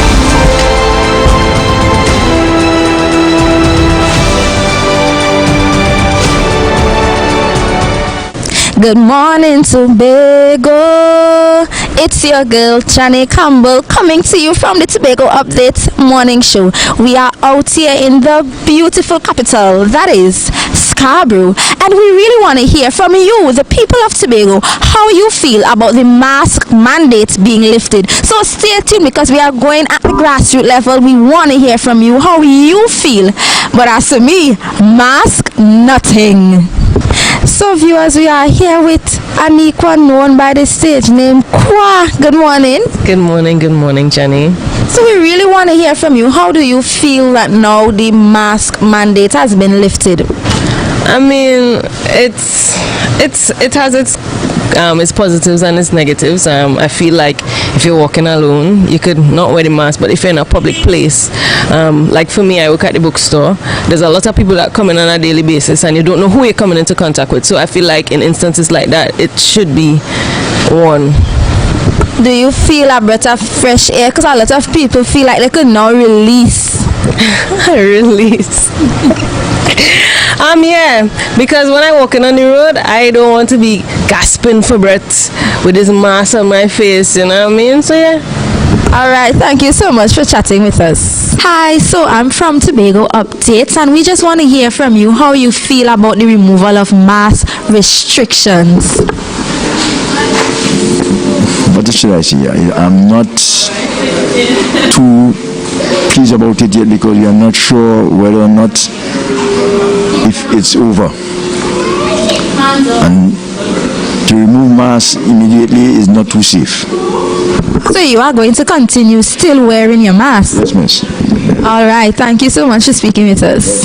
Alright, so we are here with Mina from Tobago. And what's the name of your business? Our Dan Watch Repair Shop. So how do you feel that now the mask restriction has been removed? It's a good thing to remove it. It will help a lot of people, you know, who don't want to wear it and things. But I still encourage it because of the business and, you know, people always come by and go. So by wearing it, keep on wearing it, and the business place is no compulsory. Alright, thank you so much. So viewers, we are out here in the beautiful village of Plymouth and we are here with Carl Brassi. So we really want to hear from you. How do you feel that now the mask mandate has been removed? Formerly, the Division of Tourism retired at the age of 64. And here, I am saying that the mask is still mandatory. We're not supposed to do what we know we're not supposed to do. Wear your mask, especially riding the plane, riding the boat, the hub, or you're traveling in a taxi. Put your mask on. So we are here with Darrell Trum. From? I'm from Glen Road. So tell us, how do you feel about the removal of mandatory mask restrictions? I think it's a good thing because a lot of people, you know, have little complications with breathing and stuff. So I think the mask restrictions lifted is a good thing to, in regards to the people and them who have the little complications with breathing and stuff, and it feels a little free without the mask on your face. It feels good, honestly, and I'm happy that the mandatory mask restrictions honestly lifted. So will you continue wearing your mask? I will wear my mask in confined spaces, but to walk the public road, no. Alright, thank you so much for chatting with us. You see, we have a lot of mixed views on the mask mandate being lifted, while many of us feel a sense of relief and Jubilee. There are those that are a bit concerned and are saying that this decision was a bit premature. Stay tuned to the Tobago Updates morning show as we continue to bring to you the latest in news and the talk and opinions right here on the ground. On July 17th, the Prime Minister announced the removal of the mask mandate, and persons are advised to still wear your mask in situations where necessary.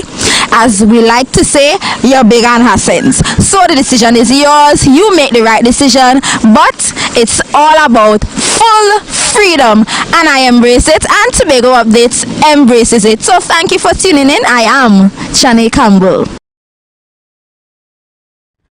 Thank you so much, viewers, for being here with us this morning. But just before we go, we need to see who on the live got the answer correct for the Tobago back in the day photo. Danny, you know the answer for that? All I can say is for those of you all who were paying attention to the show, Dr. Shepard said it perfectly. That is in downtown Scarborough, right where the Esplanade, that whole stretch where the Esplanade is currently, and so forth. So I'm trying to figure, you know, let me not even try to max it at all. I was trying to max how the Esplanade fit and all, but I'm not even going into all them details. But guys, as Heritage is up this weekend, you sure see Johnny on Saturday giving up a crown. Yes, I sit next to the persons of high standard. Hi.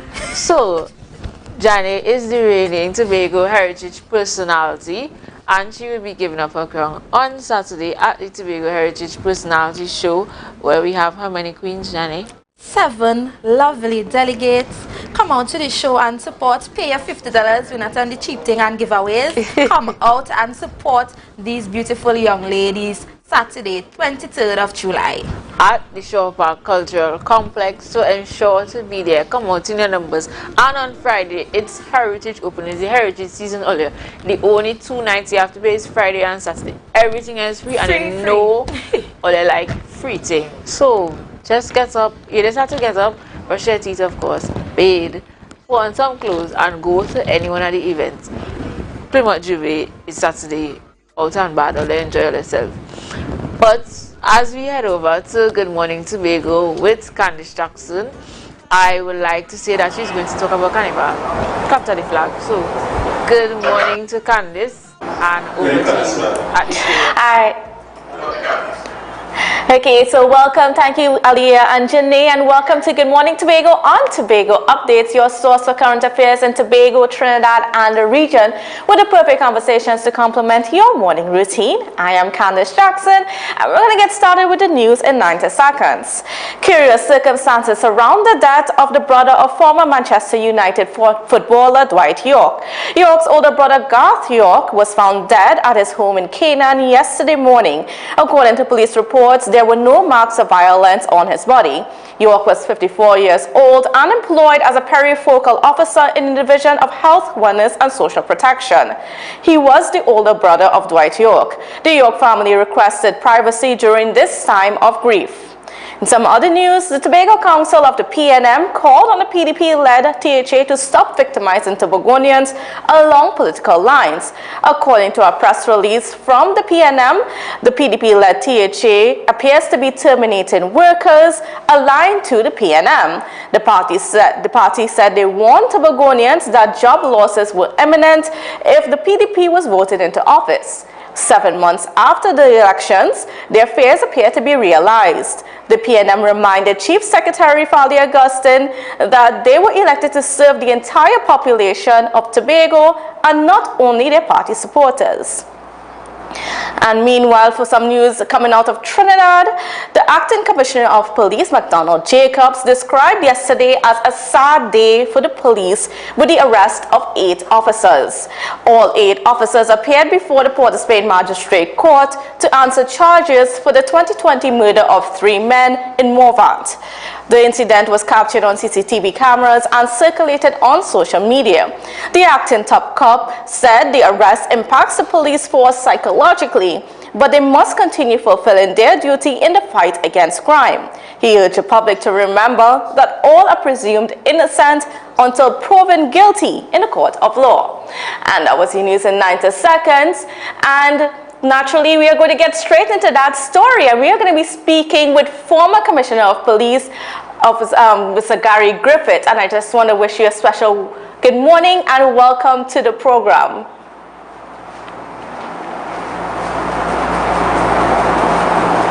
Okay, okay, yeah, there we do. We have him there.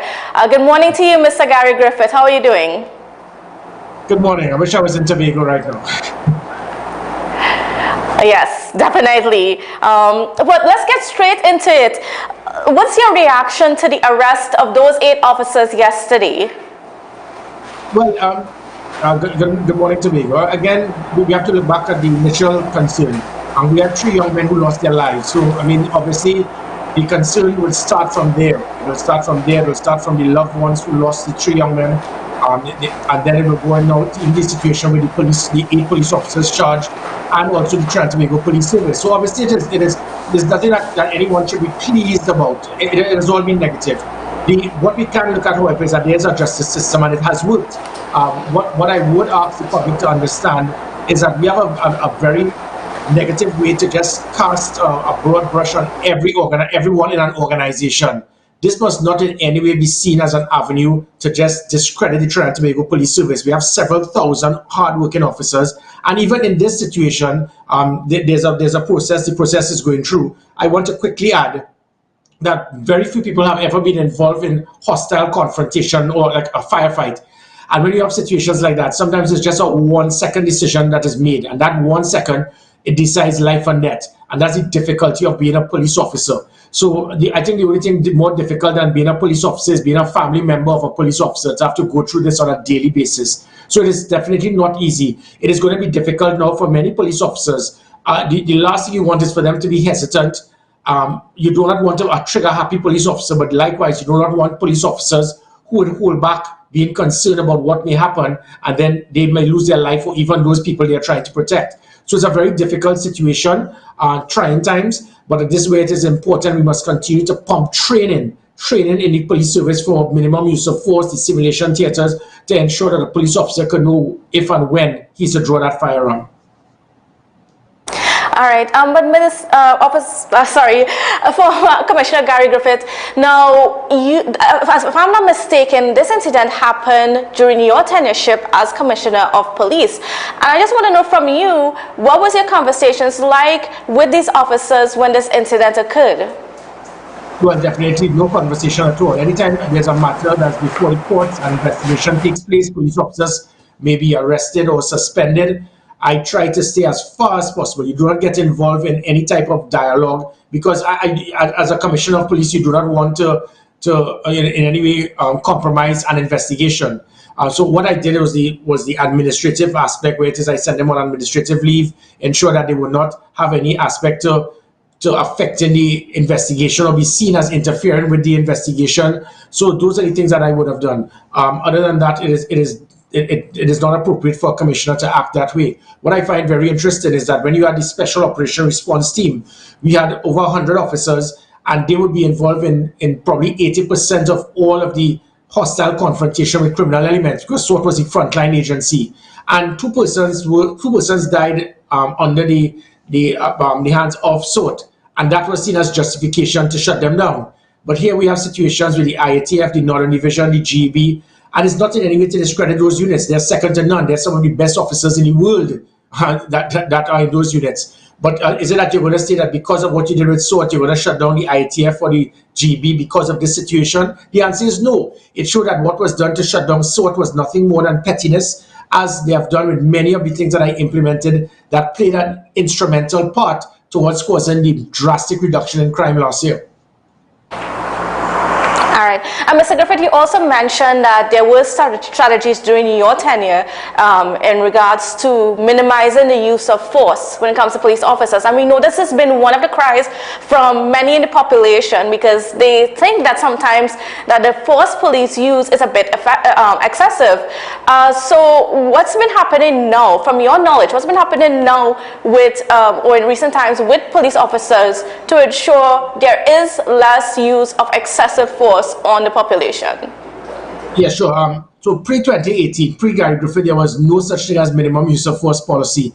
And it was no fault of the police officers. They were not given any training, they were not given any tools, they were not given any technology. So what they had was from verbal persuasion straight to the firearm. So a man might be unstable, he'll be covered with a piece of wood, the police officer could draw his firearm, and that could be justified because that is all the police officer was given.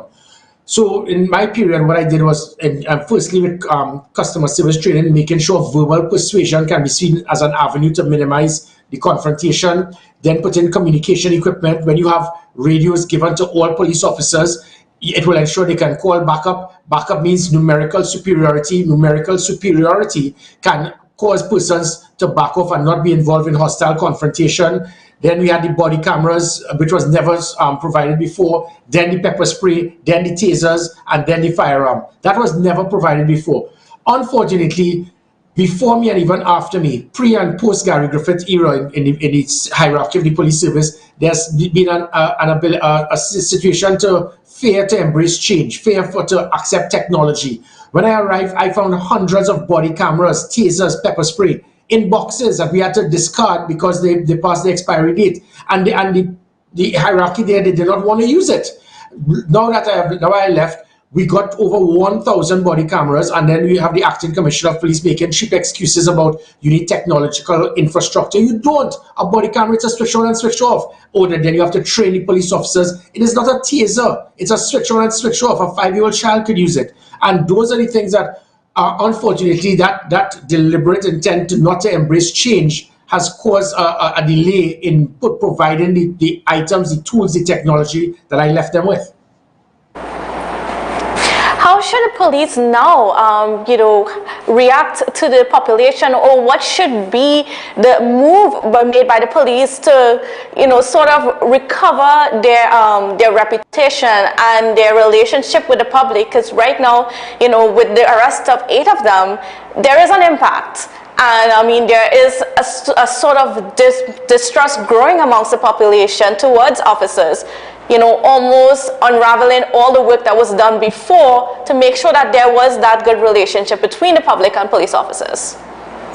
Yeah, sure. Let me give you a quick scenario, and this is for all citizens so you'll understand what a police officer has to go through. I want to pretend you're a police officer, and it's not a trick. So I am a person now that I am confronting you, and I'm arguing with you, and I'm taking my hand, and I'm putting my hand in my back pocket, and I'm now pulling out, and I'm now pulling something out of my back pocket. What are you going to do?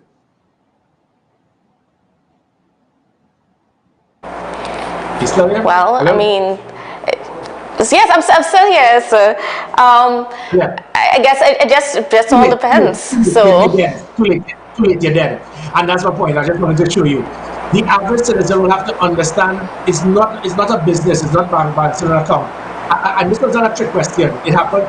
So my point is, it's a 1-second decision a police officer has to make. And that's why when I push the simulation theater, you have someone putting something out of his back pocket. You can immediately think it's a firearm. And next thing the man is pulling out his phone to call his attorney. You have just fired a shot thinking that your life needs to be protected and now you have committed murder.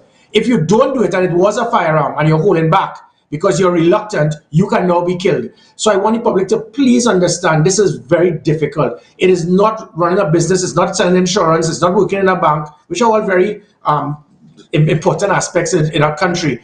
But a police officer, it is the most noble of all professions. It is very difficult, that 1-second decision. And in a situation like what happened in Mova, I can't go into detail, but I can explain. Sometimes you just have one person say gun, or one person fires a shot. It is automatically going to trigger others to do the same. And we've seen it all over the world. People who may differ, they do not understand law enforcement and what happens in a firefight. It does not justify what happens if it is that you fired and you use your weapon and it was excessive, well then there would be consequences. But it is difficult now. The last thing you want is for police officers to be hesitant. You become hesitant, it can cost them their life. Whilst in the same manner, you do not want trigger happy police officers. When I became Commissioner of Police, the public trust and confidence was 14%, 1-4. I did understand that trust and confidence was not there. It took a lot of work for me through I Support Our Service, putting body cameras, GPS tracking, having systems for people to report police officers, app reporting, online reporting, 482 Gary, Operation Command Center. All of these things have been shut down. All of these things have been removed. All of these things have been dismantled. But those things played a part towards it moving from 14% to 55%. So an arm in the public sector that was seen as the least trusted became one of the highest and most trusted. And now, unfortunately, after just 8 months, it may have gone back down. I would hope and want, regardless of whether I'm in the service or not, that the public must continue to believe in the police service. And I mean, there's something saying that respect is something that is earned and not won. And the police officers need to continue to be trained to understand they are servant to the citizens. The citizens need to understand it is a very difficult job to protect and serve with pride.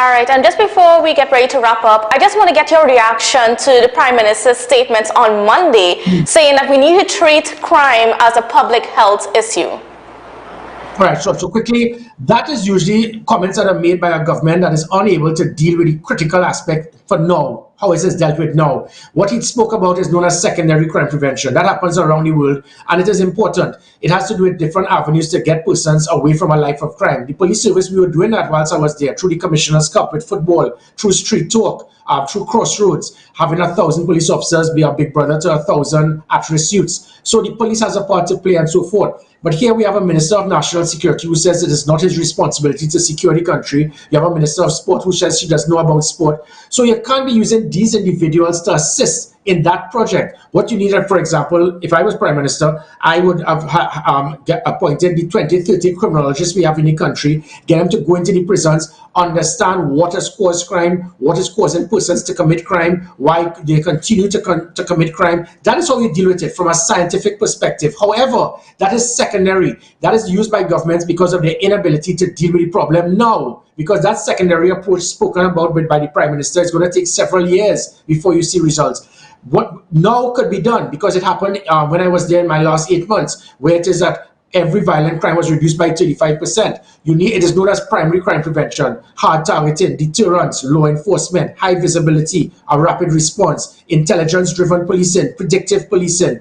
Those are the things that are critical, but it seems, unfortunately, they do not have a clue. So what they've done now is turn to something that can divert and say, well, we can't solve crime now, but it's not our fault, but in a few years, you'll see the difference. The country they want results now, and it can very well happen. All right. Well, I want to thank you so much, Griffith, for speaking with us this morning and sharing your perspectives on some of the latest happenings where crime and police are concerned. So, viewers, don't go anywhere. We'll be right back, and we're going to be talking about Capture the Flag. Yes, Capture the Flag gets ready to kick off this weekend with a bang, and we're going to get into all the bacchanal and the fun that's involved with Capture the Flag. So don't go anywhere. There's a taste in the air everywhere. Feel the vibe, 'cause it's something to share. Smooth, rich and creamy, you'll find it right here. Makes you smile, relax a while, it's fun and good cheer. Ooh, enjoy every scoop. Ooh, every taste will get you. We have flavors that you love, a combination special. Come along, enjoy our treats. This is Uncle Pete's. It's a different type of thing down there. And we party till we drop down there. With a lot of pretty girls down there. Down in Tobago. Coconut's Cafe, the buffet restaurant that specializes in all your tasty local dishes. For breakfast and for lunch. Breakfast includes coconut bake and sada roti, served with chokers, bull joil, and sausages in tomato sauce. Not forgetting beef and cheese pies, shepherd's pie, macaroni pie, and rice in various styles. Meat served in a variety of flavors, garden salads and pasta salads. snacks. All this accompanied by fruit juices, coconut water, your choice of a great combination to appease your taste buds. So call us today to order, as we are here to accommodate your busy schedules or if you are having a cooking day off. We are melanated ones. We special and there is no denying. Tobago is number one. I am you and you are me. Together we stronger. Good morning, Tobago. Good morning, Tobago. Good morning, Tobago. Charlie Tango Fox Shot, this is Kevin X coming. Charlie Tango Fox Shot, Charlie Tango Fox Shot, this is Kevin X coming.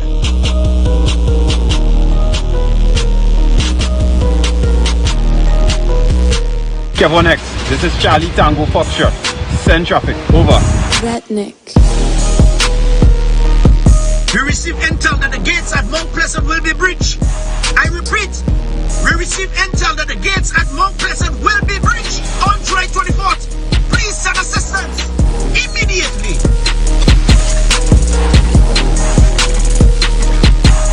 Charlie Tango Fox Shot, we receive intel that the gates at Mount Pleasant will be breached. I repeat, we receive intel that the gates at Mount Pleasant will be breached. I am Selector Bachak and I am coming to defend the flag.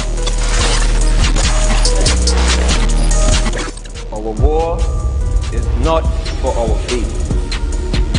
We fight to remove all foreign powers from this soil. Charlie Tango Foxtrot, this is MC Snoopy, Selector Chili and Sound Assassin, and we will be there to defend the flag. It's the only way to live and die. On July 24th, the flag You're listening to This is Hyper J and KG, and we will be there to defend the flag.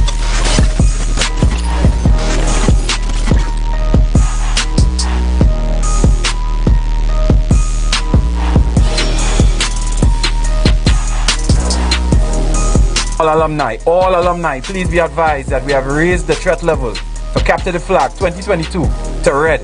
I say again, all alumni, please be advised that we have raised the threat level for Capture the Flag 2022 to red. Take action, defend your flag. Over.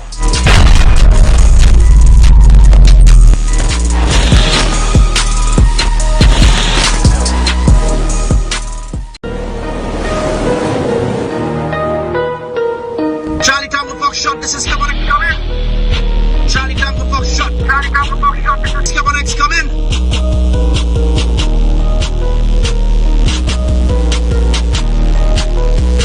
Kevin X, this is Charlie Tango Foxtrot. Send traffic, over. Redneck. We receive intel that the gates at Mount Pleasant will be breached. I repeat, we receive intel that the gates at Mount Pleasant will be breached on July 24th. Please send assistance immediately.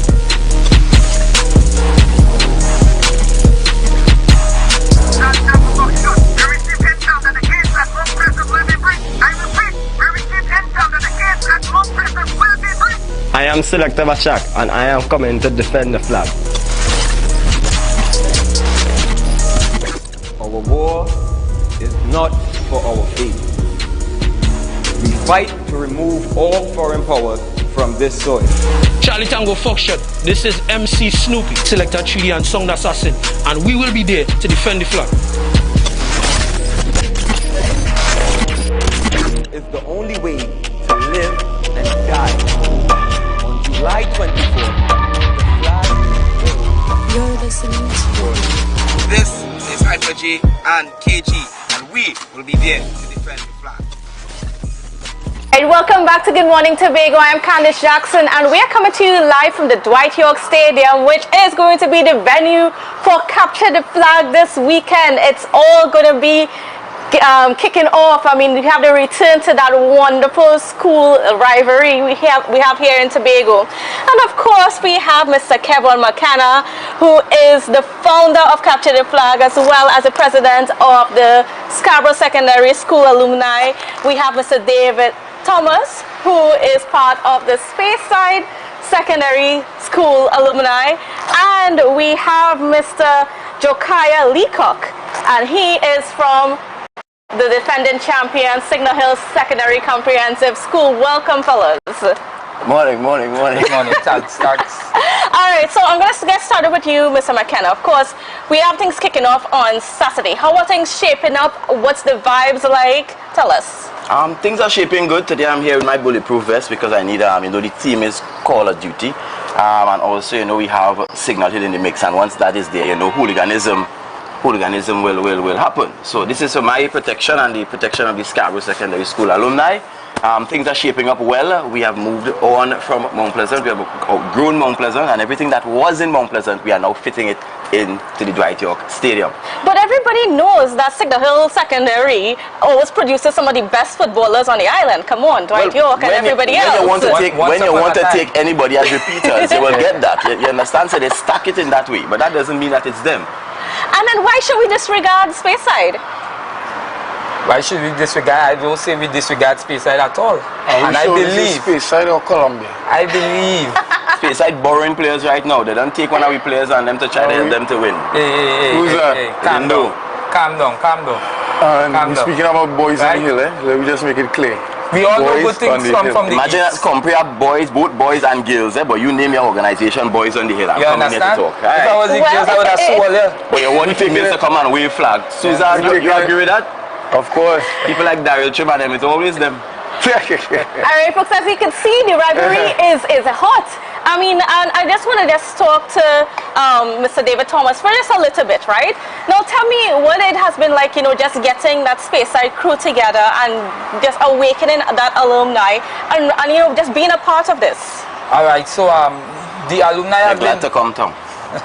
The alumni has been up and functioning for a couple of years. Well, I would have been one of the persons that would have birthed the alumni in its incipient stages, and I must say over the years we continue to grow from strength to strength, so much so we expect to have a grand time in the stadium here on Saturday. I think we made reservations for the entire uncovered stands, right? So the Mantas posse going to be out on Sunday. You make reservations? You paying that bill?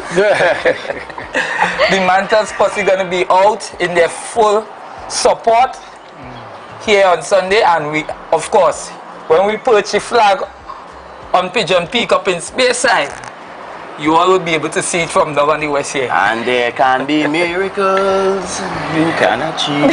All right, and I mean, tell me a little bit about, just being a part of Capture the Flag and bringing everybody together to, to make your impact and to make your mark on Capture the Flag.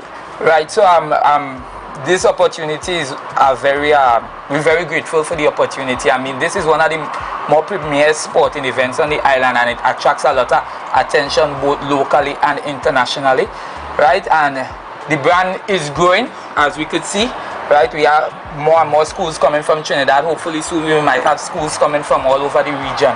And I think it's a good initiative, and as I say, I'm always grateful for the opportunity to come down from country and beat up them fellas in town. All right, so now we're going to go to the defending champs, because even though Kevin McKenna has all him out for Scarborough Sec, the defending champs is Signal Hill. Boys on the Hill. No. We won the last one, right? Boys on the Hill. They now trying to catch up. They now trying to catch up, but I mean, come on, man. It's 2-2. It's Compre. But that'll try to beat Speyside first, and that ain't happening. And that can't. That is not happening. Why do you think that you could beat them? The import players, they bring down a player from US called Frank, right? They bring an next one from Trinidad named Keon Daniel. That is the star players, Yes. And then they have Macan washed up. See Macan these days? Macan can't get wrong again. Oh my goodness, Macan is love. I apologize on behalf. It's okay. Don't worry, we're still fans of you, Macan. Waste of time. Trim, you see Trim like you trim up a belly. What's your response? I think that Speyside is actually non-existent. They challenge us that they were dominant for the past 10 years. I don't know who gave them an extra 5 and where they get the rest from. But we are listening to Speyside. I believe it's Columbia here, not Speyside, Columbia here. The facts there to show, The facts there to show. Somebody please find the papers. In the history. Even though they say that they were dominant, I would like to know who made the trophies for them. If it's Mr. Sobers, hello Mr. Sobers.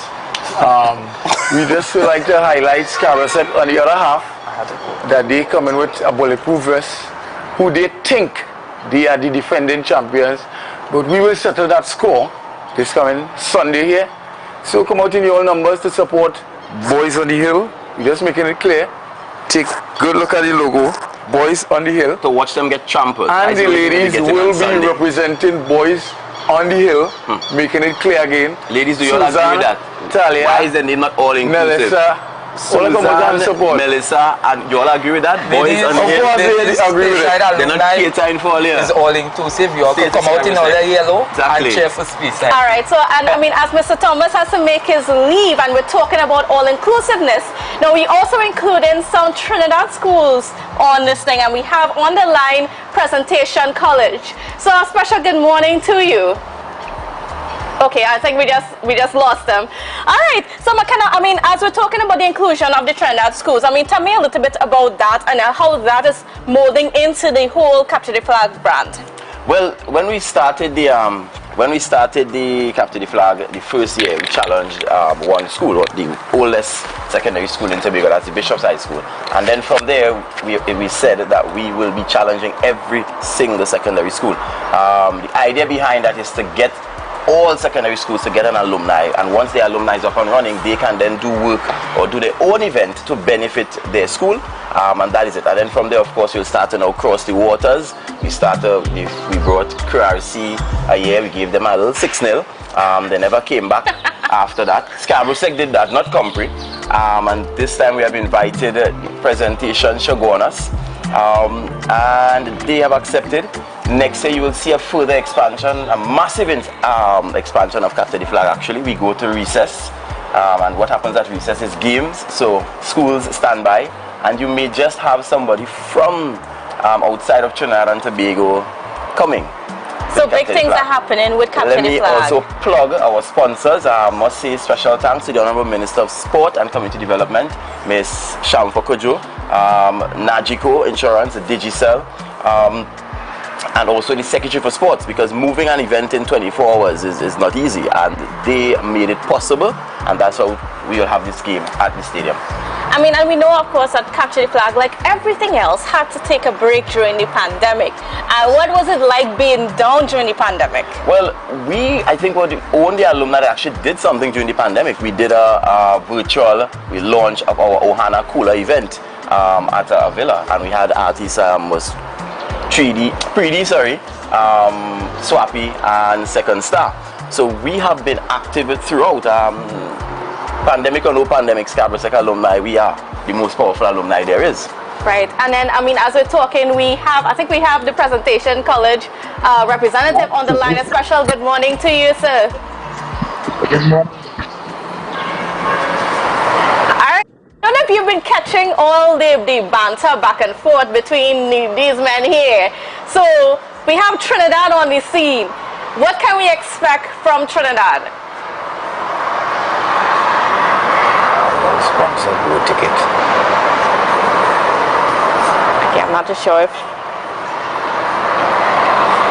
Just remind Trinidad, the last Trinidad school got 6-0. All right, I think we lost him again. So I apologize for that technical difficulty, right? But I mean, yeah, and I mean we have another school coming in. But before she comes in, I mean, I want you to tell me a little bit about, I mean, what's been going on with the Stegner Hill alumni these days? You know, what's been new? Well, we just like to make it clear that we are Boys on the Hill. We're reiterating on that again. The Signal Hill Secondary School alumni has been dormant for over the past years. It was a bit of technical difficulties with the alumni. So we formed this group here, the past students formed this group here, and we come together and we stand by naming this Boys on the Hill.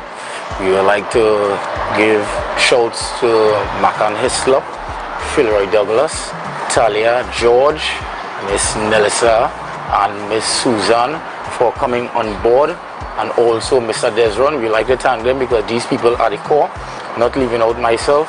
we formed this small group here, and this small group here turned out to be a large group. As you can see, we are playing on Sunday, so we start off with one and we have a massive crowd now.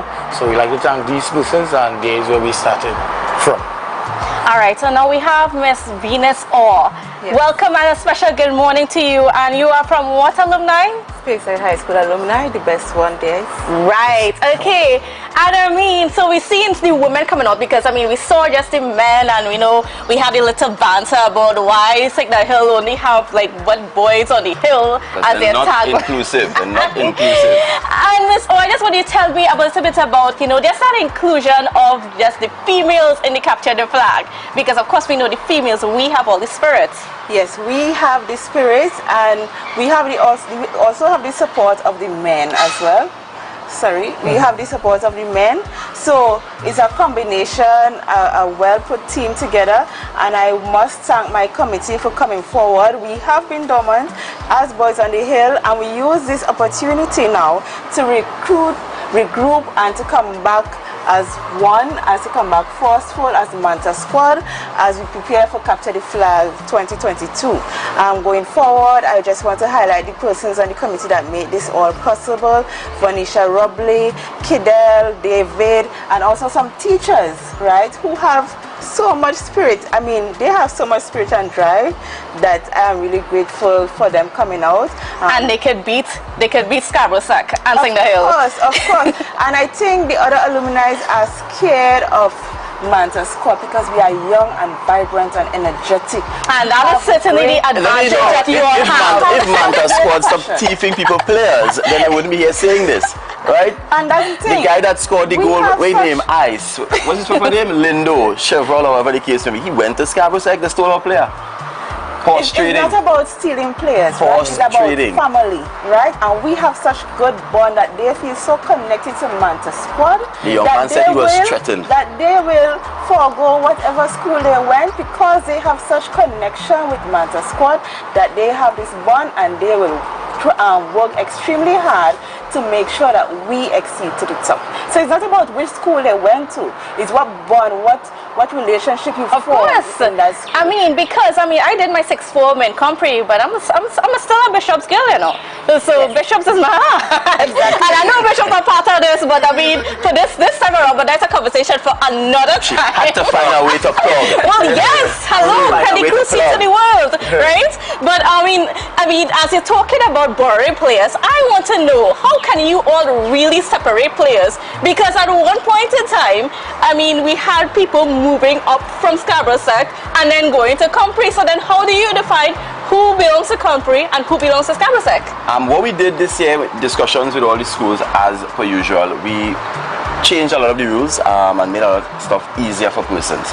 So reference that rule, remove the foundation rule that said you have to, if you're the school you attended the most, you will play for that school, and we put in, if you went to the 2, you choose one, and once you choose one, if next year you decide to switch, you have to stay out of the tournament for a year. So basically the whole argument of your seeding players is backfiring on him. And then again, they wouldn't come so easily, right? We had to have something that attracts them. Of course. Okay? So if Scarborough Sack doesn't have anything to attract them, if Scarborough Sack doesn't have anything to attract them, I don't give them any wrong to come to Speyside and join Manta squad. In fact, the guy felt sorry for them. You know, we don't really have players from and I quote, he said, I feel sorry for them and I really want to give them a try. Whatever, so that is why. So alright, cool. You know, we had plenty enough players. We had more than enough. It's alright. I honestly believe take one. Speyside should have played Scarborough Sack instead. Because we did the Scarborough Sack. That's where you get the fear. You hear the fear projecting out of Boys on the Hill because they know that Mantas is the best. So they have the fear already start projecting, and we will come ready for them Sunday. They work with security here because when they start to lose, I would like to give a proper shout out to Way Adams, Kerry McDonald, Mr. Sampson. We will see you all on Sunday. Hopefully you are saying that the shout out the senior superintendent, Mr. Junior Benjamin, to please be at the stadium, because when Compre is playing and they begin to lose, people like Philroy and them just get violent. Why are you saying Compre? Philroy, Alright, and I have to cut into you all here just to tell you that I think we have back the presentation college, Mr. Joshua, on the line, right? And I hope he's hearing what's going on here. And let's back it up. presentation sounded. Yes, good morning. So, stand by. Fox. Yes, so tell me how you fitted into this. Like what's your response? I mean, Tobago people are battling it out right now, right? So I want to know what is the Trinidad people going to be bringing to us? The Trinidad people bringing to you ultimate vibes, because this is our first time that we are participating in Capture the Flag, and we are more than excited for it. We are so excited to come across there and mingle and intermingle with everyone and that. But our main what we want to take away from this event is that we want to ensure that we build brotherhood and relations among alumni from this event. And what attracted you to Capture the Flag? What attracted me to Capture the Flag is that at Presentation College Tobago and our alumni, we are more focused on building relations amongst alumni and putting everyone together and building that brotherhood and that spirit. And Capture the Flag has given us that opportunity to come outside of Trinidad and come to Tobago and interact with those colleges from across there, those schools from across there, those alumni from across there, and build those relations, because at the end of the day, we are all raising funds for one purpose, which is to serve our alma mater. And doing so, by building these relations and these bonds, we can have bigger events. Alright, well, I mean, the guys here can't hear you. I mean, but you talk, I mean, I can hear you. But I want you to say something, right? I want you to tell the rest of the Tobago schools why they should fear Presentation College from Shogunas. Tell them careful, no mind. Why you should fear Presentation College from Shogunas is because we're coming with our bumper squad, and we have been training for about 2 months now, and we're definitely in and ready to capture one of the Tobagonian flags. Alright, great. So he said that he's been training and he's ready to capture the Tobagonian flags, and it's a bumper squad. So you all have a force to be reckoned with. Tell him QRC told us that same thing many years ago. Well, certainly we're really excited for what is to come. I mean, and we are here at the Dwight York Stadium, and I have to talk about, the significance of the Dwight York Stadium when it comes to things like intercol and so on. And I know in recent years, the schools have not had the benefit of having their sports here for one reason or the other. But people from my generation and so on, we know what it's like to be on this venue and to be battling it out. And I mean, I just want you guys, any one of you, all of you, to talk to us about being here and battling out the alumni together on what was the stomping ground for Intercol. I would like to go first because coming here, from the beginning, I always thought Capture the Flag deserves a bigger stage, and there's no other stage than stadium, and it will give not only Scarborough set the highlight, but also Tobago the highlight of such a great event at the Dwight York Stadium. So I'm all in for the Dwight York Stadium and Capture the Flag happening here. I don't know if anyone of you all want to say anything. To me, I believe that utilizing the stadium was the most important part of it. Seeing that Capture the Flag is such a big event, using the stadium could definitely bring out players, and what I mean by bring out players, make them feel as more professional by playing in the stadium, because I mean that when we was utilizing the Mount Pleasant recreational grounds, it was a little bit cluster, and I believe that the more professionalism that it have in the stadium, seeing that there is a well-utilized stand and stuff like that, seeing that the players will be in a bit more atmosphere that could be a little bit more ease, and they could get some breath, seeing that the final will be claustrophobic. So all the players who are cold feet, please be aware. Speaking to yourself. Space side. I don't understand. Stop projecting your so, I will be seeking my attention to Presentation, or I don't know if it's Coast Guard or Air Guard, right? So we'll be seeking their attention there, prisons and all too, from the group, right? So we'll be seeking their attention. So you all come on out and support the SSS alumni as they bring forward this magnificent event, Capture the Flag. I highly recommend it, and we would like to see you all come out and support. Alright, I mean, so as we're getting ready to wrap this interview, of course, I can't wrap without, triggering some more banter, because I mean, that is what it's all about. It's just that healthy banter and that, that little competition between the schools. Of course, we had it when we were in school, and now we get to have it again when we're adults and just going through life. So, and what is good, we have all of Tobago's best schools there. Not all. Right? I mean, it's open. All of the Tobago's best schools will be on stage on Sunday. Who is not here, then they're not the best. Forget about them. Don't worry about that. Bishopians will have a day in August. The homegoings. Anyway, moving on. So gates open at 2 p.m. guys. Kickoff is at 4. You know, we start on time. No glass bottles. We want to make sure that you are safe. Police will be here to ensure that the patrons are safe. We will have our small little line. Your entertainment is Urfan Ives. You have Simbalion. You have Gardenite, Squid, and Kolanji. Is your climax, right? So you have a full cast. Come out. Want to see your flags. Ladies, come out and support the Space Side, the Scarborough Sec, and the Pressure Gunners. Boys on the Hill, by their name alone, have excluded you all, so we will adopt you all. I realized that he leave Compre for last. We will adopt you all. I think he quaking in his boots for Compre. That is why you wouldn't have an opportunity to play Compre. That is why you bring Urban out, because we are boys on the hill. The girls and them will be, girl, let me see me in the place, so touch me. Don't worry yourself. Don't worry yourself. I mean, I don't know about Scarborough Sec this time around, but it looks like they have some good competition in all their hands. Competition is good. Competition is good. Presentation. Oh God. Of course, yes, and we can't forget presentation college. Oh my goodness. I mean, it's a wonderful thing to actually involve the Trinidad schools into this. And get to know me, because I don't think anywhere else in the country we have this kind of vibes and this relationship with As I said, all the best schools. You see, we don't practice elitism. You know, we are grassroots. We work together. You know, and we share that fun. Ready up. As soon as capture the flag done, I'll be ready. The first and the most epic capture the flag. He forgets about that one, but that's all right. Another day. Every year, people would say this one was better and this one was better. So the climax continues along the way. All right, great. So I mean, don't kid yourself, small one.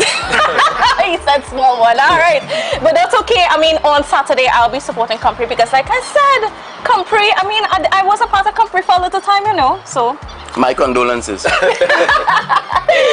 right, folks. I mean, I don't know if Mr. Thomas, you have anything else to say on Miss Venus? I just want to thank Kevin again for the opportunity. Thank the Scarborough Sec alumni for putting on this great spectacle. Right? I know for guys like Jokaya and them, they only know about being ball boys in the stadium. So we have an opportunity now to have them play on an event that is of a higher esteem. You understand? So thanks for providing these young ones with this opportunity as well. And we hope that this brand, Capture the Flag, will grow from strength to strength every year. Oh gosh, now. Anyway, so before we go, let me just thank my executive, Ms. Kashika Small, the Deputy Media Liaison, Cassandra Thompson Forbes, our Sports Coordinator, Gerald, or Keon Andrews, and forgetting somebody? Am I? I think that's everybody there. Yes, so I thank my executive for the hard work they have been doing. Oh, and Mr. Rondell Moses, our event coordinator. Thank you guys for toughing it out. We know this year was nice. And of course, we're looking forward to bigger and better things. But of course, folks, if you're not here on Saturday, you are missing out. Sunday, sorry, you are missing out. So even if, well, you belong to Bishops like I do, it's okay. You can still come on down and you can still support somebody. Get behind. Welcome on. I think, because everybody deserves their support, including the Trinidad teams. Of course, we cannot forget the Trinidad teams, and we need to throw our support behind them as well and bring them into the Tobago space and the Tobago And remember, part of the thing is you're coming to see people you ain't seen a long while. You may get to actually talk to Philroy at some point and get his number, you know, that kind of thing. Alright, I'm gonna disregard what Thomas said, but I mean, what he just said? I will not repeat it. Anyways, I want to thank you viewers for sticking with us and like make sure that you are here on Sunday to be part of the action. It's going to be epic. It's going to be memorable. So you don't want to miss it. No oversized coolers, guys. And by the way, a cooler, you see that plastic bag and 2 bottles, that is considered a cooler. Get them in before 6 o'clock. After 6, those things will not be allowed. No glass bottles. You know how much time I say? No glass bottles. No champagne. Champagne is different, but no glass bottles. Yeah, the champagne people will bring the champagne, don't worry. So boys and girls, they can afford that? Of course. Oh, we can afford plenty. Alright viewers, so that's it for the Tobago update. Good morning Tobago show. It's been wonderful being with you. Have a wonderful, safe and productive day. And don't forget, capture the flag on Sunday.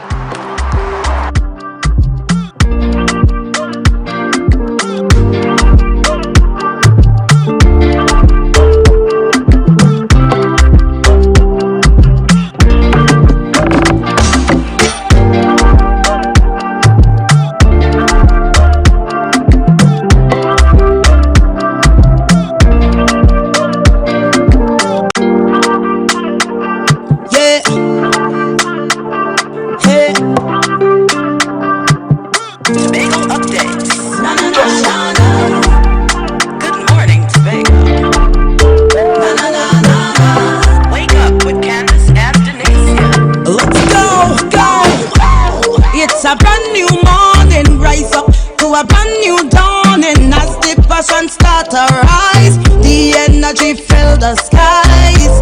I say thanks for favor to wake up and hear my neighbor. 60,000 people strong, and the vibes is never wrong. We are beauty, we are power, we are people in the sun. We are beaches, we are rivers, we are melanated ones. We specialize